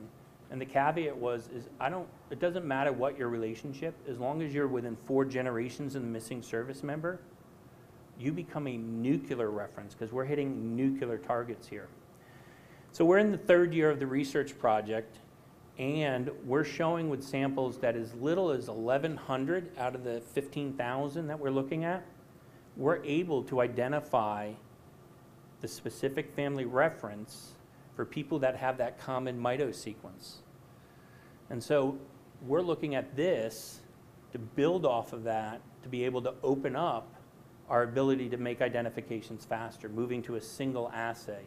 Again, 3 to 5 year plan, but it shows how we, for the past accounting community, we have to look what's in the current medical field, we have to break it, we have to retailor it, or in the case of like the NGS, we had to build that from scratch. It's not commercially available. We had to make that from scratch to get to the answers we wanted. However, I could do all the wonders in the world when it comes to DNA testing, but if I don't have you, the family members, that result I get is just a result. If I have nothing to compare it to, it's just a result. Now, with the advance of being able to sequence the whole genome in 24 hours now, people are worried about, and this came out, oh, if we do that, can the insurance companies use that to not give me insurance or anything? When you give me a reference, it is protected under HIPAA. You know, when you go to the doctor and you have to sign that statement, I do the same thing. I've had a number of people come up and say, well, who was the one who gave me the reference? What's their name? Sorry, can't give you that. Got to protect it under HIPAA. It is also a secure database. The only people who get to look behind the curtain at that database are my staff. Dr. Toth and the staff out at DPA don't even have access to it. The FBI doesn't have access to it. State and local crime labs don't have access. Only my people have access to it. So we take it very seriously, protecting your DNA sample. So how does this help you guys? It's allowed us to scale up our processes to get to 3,000 analyses, which has helped support the DPAA with over 200 identifications the last 2 years. I'm in a growth phase again. I'm looking to increase scope and capability. I've got the authorization with existing funding. I've already hired 6 new people, so I'm going to 91 total. But I have a plan to hire another 26 people over the next 4 years so that we can start supporting the needs of the DPAA as well. I know I covered a lot of things very quickly. Whether you go to the DPAA site or you go to the Armed Forces Medical Examiner site here, there are DNA fact sheets there that have about 30 in-depth questions that cover all of the material I just covered. So thank you very much.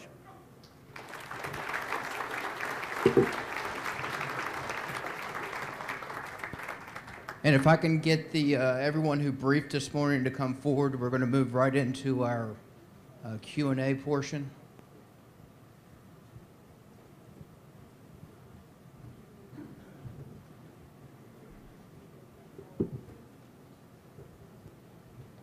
And what we'll do again is if you have a question, please raise your hand and we'll bring a microphone to you.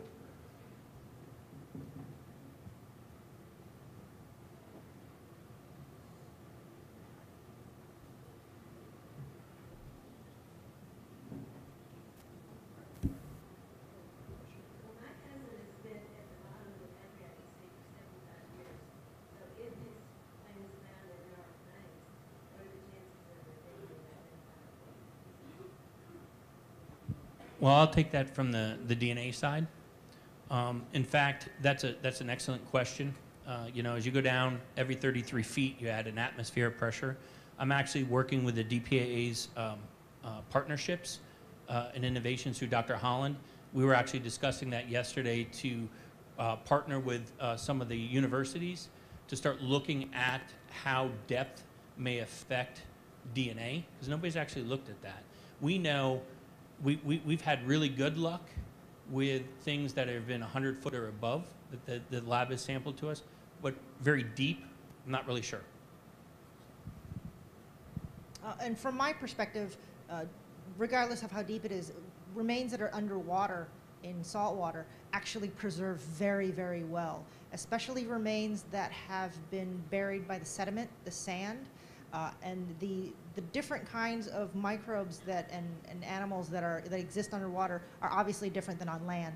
And so because of the environment underwater buried by sand, that actually is a very good environment for preservation. So it's not uncommon for us to get remains from the underwater environment that are actually in really, really good shape.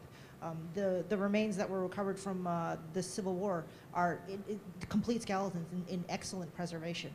So just because they're underwater doesn't necessarily mean bad preservation. That actually may be better preservation. If I could point your attention to PBS Nova, the documentary site, they were with us about 1.5 years ago, and they did a beautiful documentary on 2 underwater cases off the coast of off the coast of Croatia. One of those was in 125 feet of water. We ended up finding the pilot, B-24. If you go to the PBS Nova site, it's about a 55-minute documentary. It's called The Last B-24. Beautifully done, and it gives you a perfect example about the challenges of underwater excavation, but more importantly, the great work that goes into identifying. And this was Lieutenant Eugene Ford, who was found and identified from about 125 feet of water.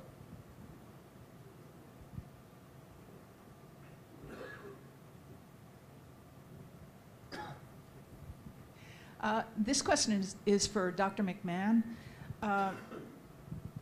In the last year or so, there have been news stories out about law enforcement using DNA and comparing it to commercial DNA sites for finding who might have committed a crime. And I was wondering if you had thought to use that kind of approach to it. You have DNA from a sample from a downed plane or something. and you're trying to find out who this matches to, if you don't have a reference from a family member, have you thought about using, as the law enforcement did, a commercial DNA to see if you can find anything through that? So that's actually a very excellent question. And I'm going to answer it in three parts. So the commercial one that they use is called GEDmatch, GED. And that site right off at bat is you as a private citizen are uploading your sample there. They said and let you know automatically that the police would do it. That's how they got the Golden State Killer. The police aren't searching 23andMe or Ancestry.com. It's the GEDmatch. Now, when it comes to those identities like that, you need over 100,000 or more markers to get good fidelity to choose the identity. So remember I told you we tried it, the 800,000, we only got 800. Now, the company we're working with for those 15,000 and 25,000 the markers that we're doing is to try and answer that question. And that company, we've discussed with them potentially trying to work with GEDmatch to give them the algorithms that they developed for us that may make that possible in the future. I don't know. We're working that right now to answer your question. So, but that was a great question.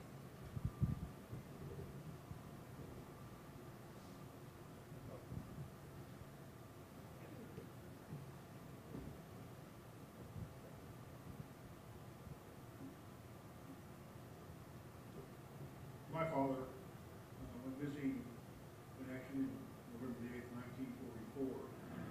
I was first contacted about the process we're talking about today about 4 years ago. My question to them when they called said, well, I have to explain what's happening. I said, I'm 70 years old. Why is it taking so long? The explanation was that the sophistication of DNA analysis, etc., was to the point where type of identifications you described today could happen.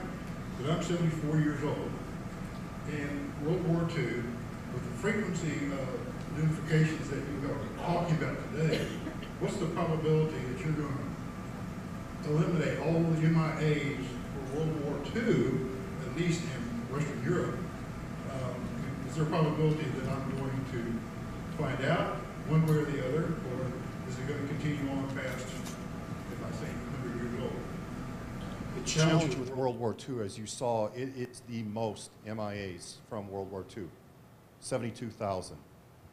But unfortunately, Congress did not officially mandate World War II accounting until 2010. So now we're in a catch-up mode. And you heard it explained that it begins with historical analysis, research that takes an area this size, narrows it down, field investigations take it down even further, and then we send Dr. Toth and her teams out to excavate a particular site. Because World War II is a nascent mission for us, we only have 6% family reference samples on file. So it takes the service casualty offices to conduct the genealogy to then determine who do we ask for DNA. And so with 6%, it is a daunting prospect. And so for us, we've got to prioritize. We have to sort of pick battlefields or take projects. And that's what we're doing, and that's how we're approaching this. Private researchers help us. Partnerships help us. Families help us. So again, to answer your question, it's going to be a long process just because we're playing catch up, and we have to do the historical research first in order to determine who to ask for DNA. But we're only at 6%. So Tim can't help us given the fact that we have no family reference samples on file. This is John Hamilton, again, the policy and plans person, and one of the things under me is disinterments. So the one thing about World War II is it's the most number of unknowns that are in American-controlled cemeteries around the world. And so as I mentioned earlier, there are policy thresholds that we must meet because we don't want to waste resources unless we have a likelihood of identifying somebody when we bring them out. We want to focus on where we're making progress and where we're able to do that. We just recently had approval of a World War II large project for European theater, specifically a one-day mission in Romania going against the oil fields. It's called Palesti. There are 71 unknowns that we're going to disinter over the next 2 years. So that's a project that we focused on getting the family reference samples necessary to not only meet the thresholds, but give us that more important, more likely than not, ability to identify when we do bring them in. So there is some good news there, but again, as the director said, and I mentioned in my remarks, it begins with research and analysis. That's why NAR is so important. And as I mentioned to you, only 2% of NAR records are digitized, so we've got to physically go over there. The historians go painfully through every record, morning reports, you know, I mean, it's pretty detailed work, but we're getting at it, and it's one of our priorities as we move forward, is to do the research analysis so we can do more disinterments, do more field operations.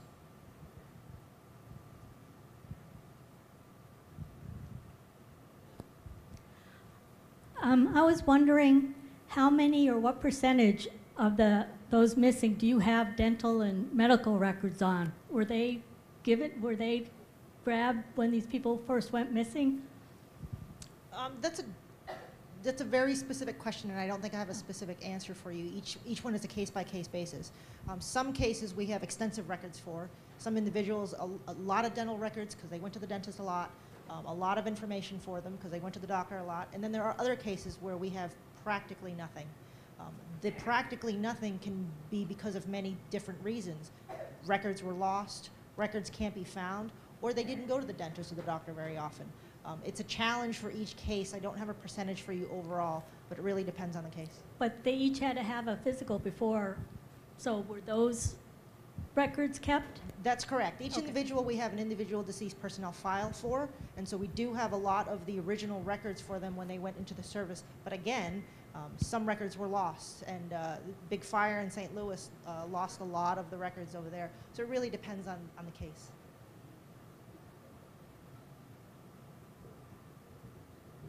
Yes, hi. My question is more about the DNA potential. My uncle was lost, and for many years we assumed over water, but a few years back we found that his plane actually crashed in France. So now they are going back to France, September of this year. There is a commingled, what you said, box of remains that are mainly bone and ash that we have provided, the family has provided DNA with. Hopefully they'll find more remains. Don't know, more than 50 years ago, and it is a architectural, agricultural area, so there's that aspect to throw in. But the question is with ash, is there actual DNA that can be pulled from that if there's not any bone that it can be pulled from? So at this time, when we talk about ash, or what we call calcined bone, even bone that looks like bone, but you can kind of crumble it with your fingers due to fire, there's no DNA in that. It's smaller than even what we have for NGS. However, if it's highly charred, but you can't break it with your fingers, we've actually had some luck with the next generation sequencing getting DNA results out of that.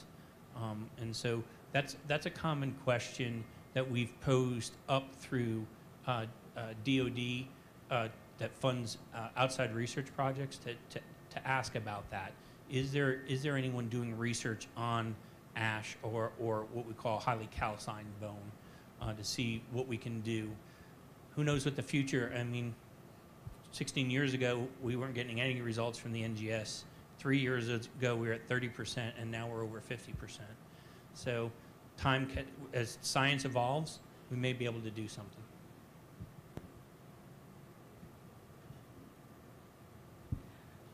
Hello. My uncle, Marvin Hujae, was killed in action at the Tarawa in the Gilbert Islands. And I know that my uncle, his brother, gave DNA sample in case you ever find the body. Is it beneficial for other family members like my own father or myself? What's the ideal number of getting samples to reference? And would it be beneficial so we can make the next step if it is? Or is just his good enough? So that's an excellent question. Brothers of the service member give me all three references in one shot. They share the same mother, so they have the same mitochondrial DNA. They share the same father if they're full siblings, so they have the same Y. And then because they're siblings, I can test for what we call sibling testing. But I like to have, so to answer your question, even though I have him, I like to have two forms of each DNA reference, so 2 mitochondrial, 2 auto, and 2 Y. And the reason for that is DNA does have the chance to change. It's very rare, but by having 2 of those, we can actually calculate into that. So if you want, stop by the table. We can look up. We'll know what references we have, and if you're viable, we'll collect you right there. Yep.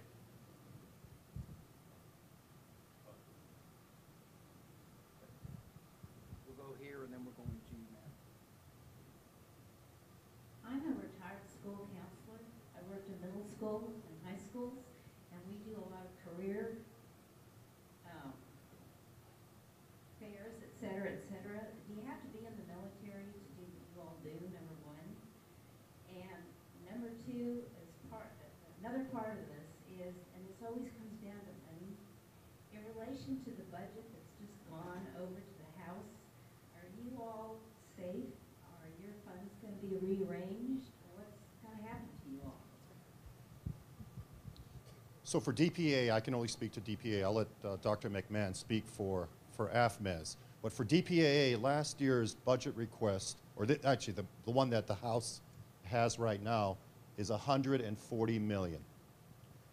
It adequately funds us, but obviously with more is our ability to do more.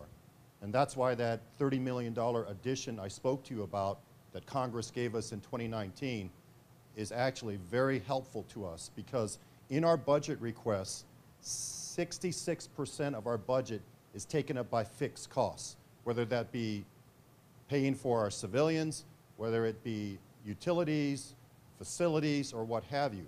That leaves us about 33% discretionary funds for operations. These are the teams that we send out to the field. So if we can increase that 33% figure via additions from Congress, obviously we can do more. But our intent is to continue to ask the department, and they've taken care of us, because we do have goals that want us to do more. But secondly, asking them to also help us with, as you heard this morning, veteran service organizations that allow us, they advocate for us, and are able to help us to be able to do more with what Congress gives us.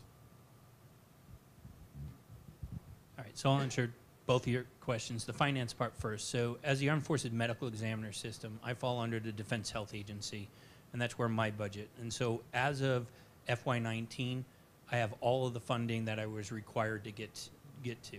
Now, we're entering into the program cycle where I'm asking for more money.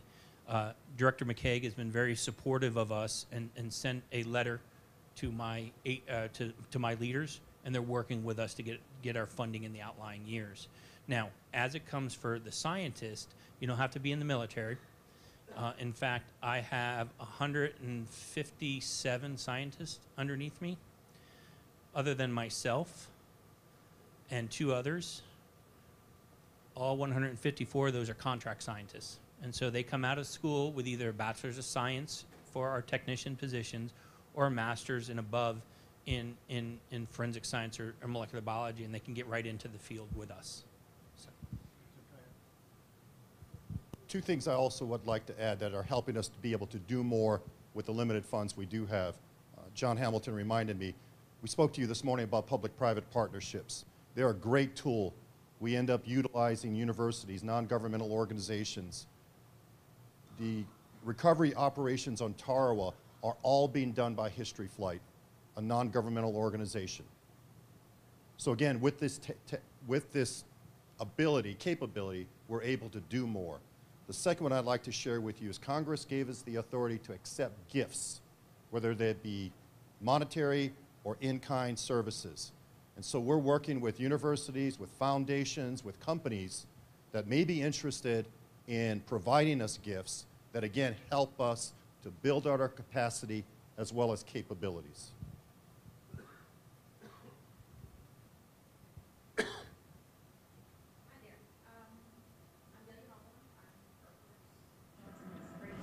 And my question was, I remember back in 1990 when I was in the service and they did that DNA swab thing. I thought that was the coolest thing ever.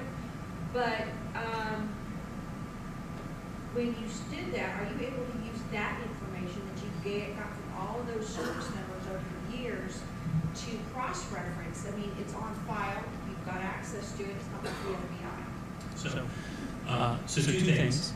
The Family Reference is actually a database. So we'll actually run the Family Reference sample and enter it into the database. The sample that you gave, that swab, is actually on file still, and it's a medical record. It's good for 50 years.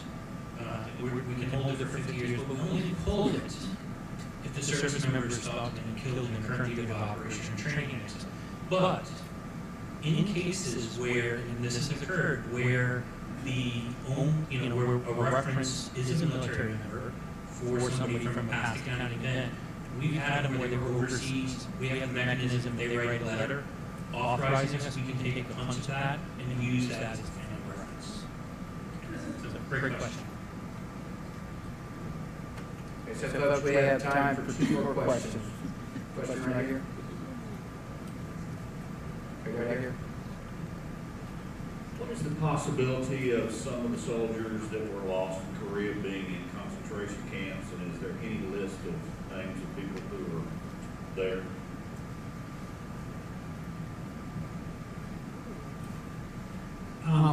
I can't answer your question directly on parts of it, but yes, there are a number of prisoners from the Korean War, and in the breakout, there's a very good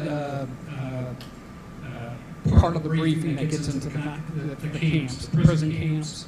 There's also a poster outside that kind of walks through some of the prison camps and how people were moved.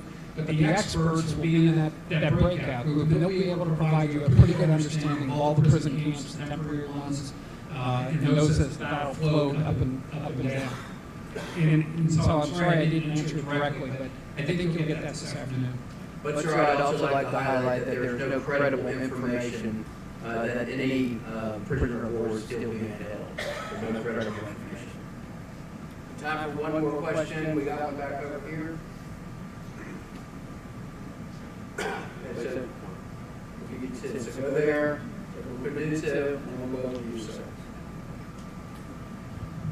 Back to Vietnam for just a minute, and I may have already been told this, but how long, according to the soil in Vietnam, if someone has been buried by somebody else, how long does that last for testing of DNA in a solid system acid?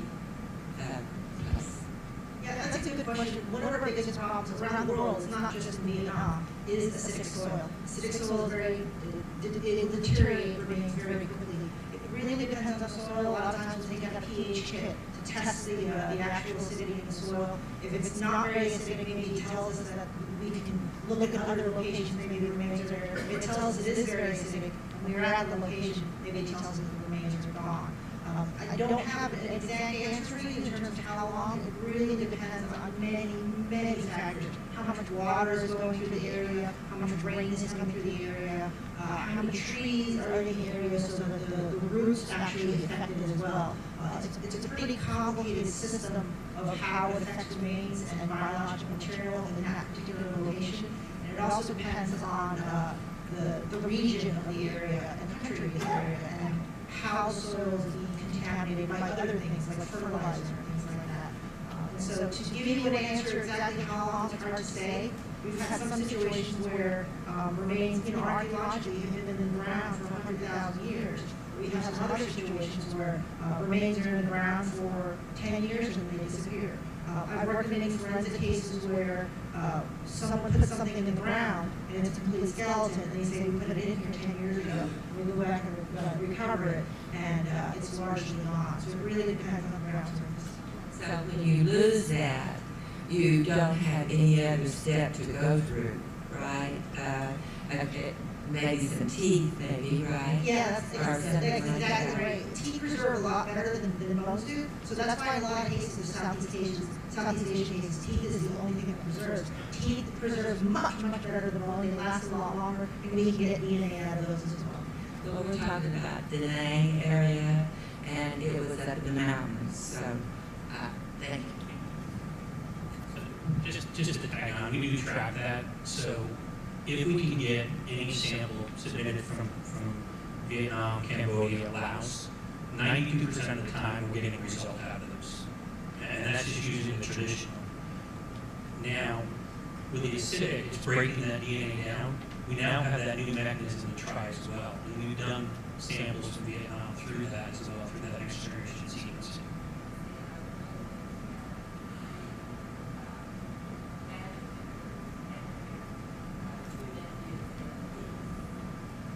Everybody else in that family is no longer available. Now, I know that one nephew has given DNA, I hope. So, but there's another nephew and a niece, so should they be contacted? If you stop by our collection, or if you see me after this, I'll have my folder, I can look it up and talk to you that. But I'd like to talk about teeth just for a second. One of the unique things that we do different from all other labs is a normal lab will take that tooth and they will grind that whole tooth up so it's gone. We actually will cut around the crown of the tooth and pop it open, and we will drill inside the tooth in the top. That's where we get the DNA from, so that we can return that outside of the tooth to the DPAA, so it can be returned to the family member.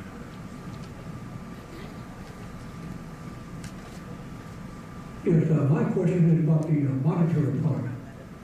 I heard that they could get a donation either privately or maybe with a corporation.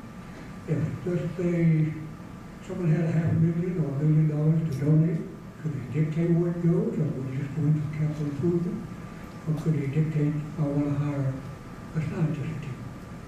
It can be dictated. I mean, the gift acceptance authority that Congress gave us allows us to, again, not solicit, but accept gifts from private citizens, corporations, foundations, and in any of those three cases, they can designate where they would like it to go to, whether it be a specific conflict, whether it be a crackerjack scientist at the Armed Forces DNA Laboratory, or more help for Dr. Toth.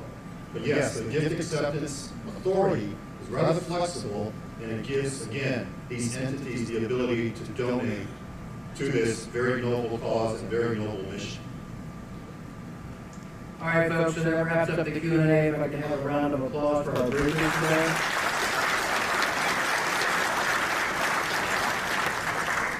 So real quickly before we break for lunch, number one, just a reminder, you have the menu on the table, and a really nice buffet that's set up in the restaurant. Number two,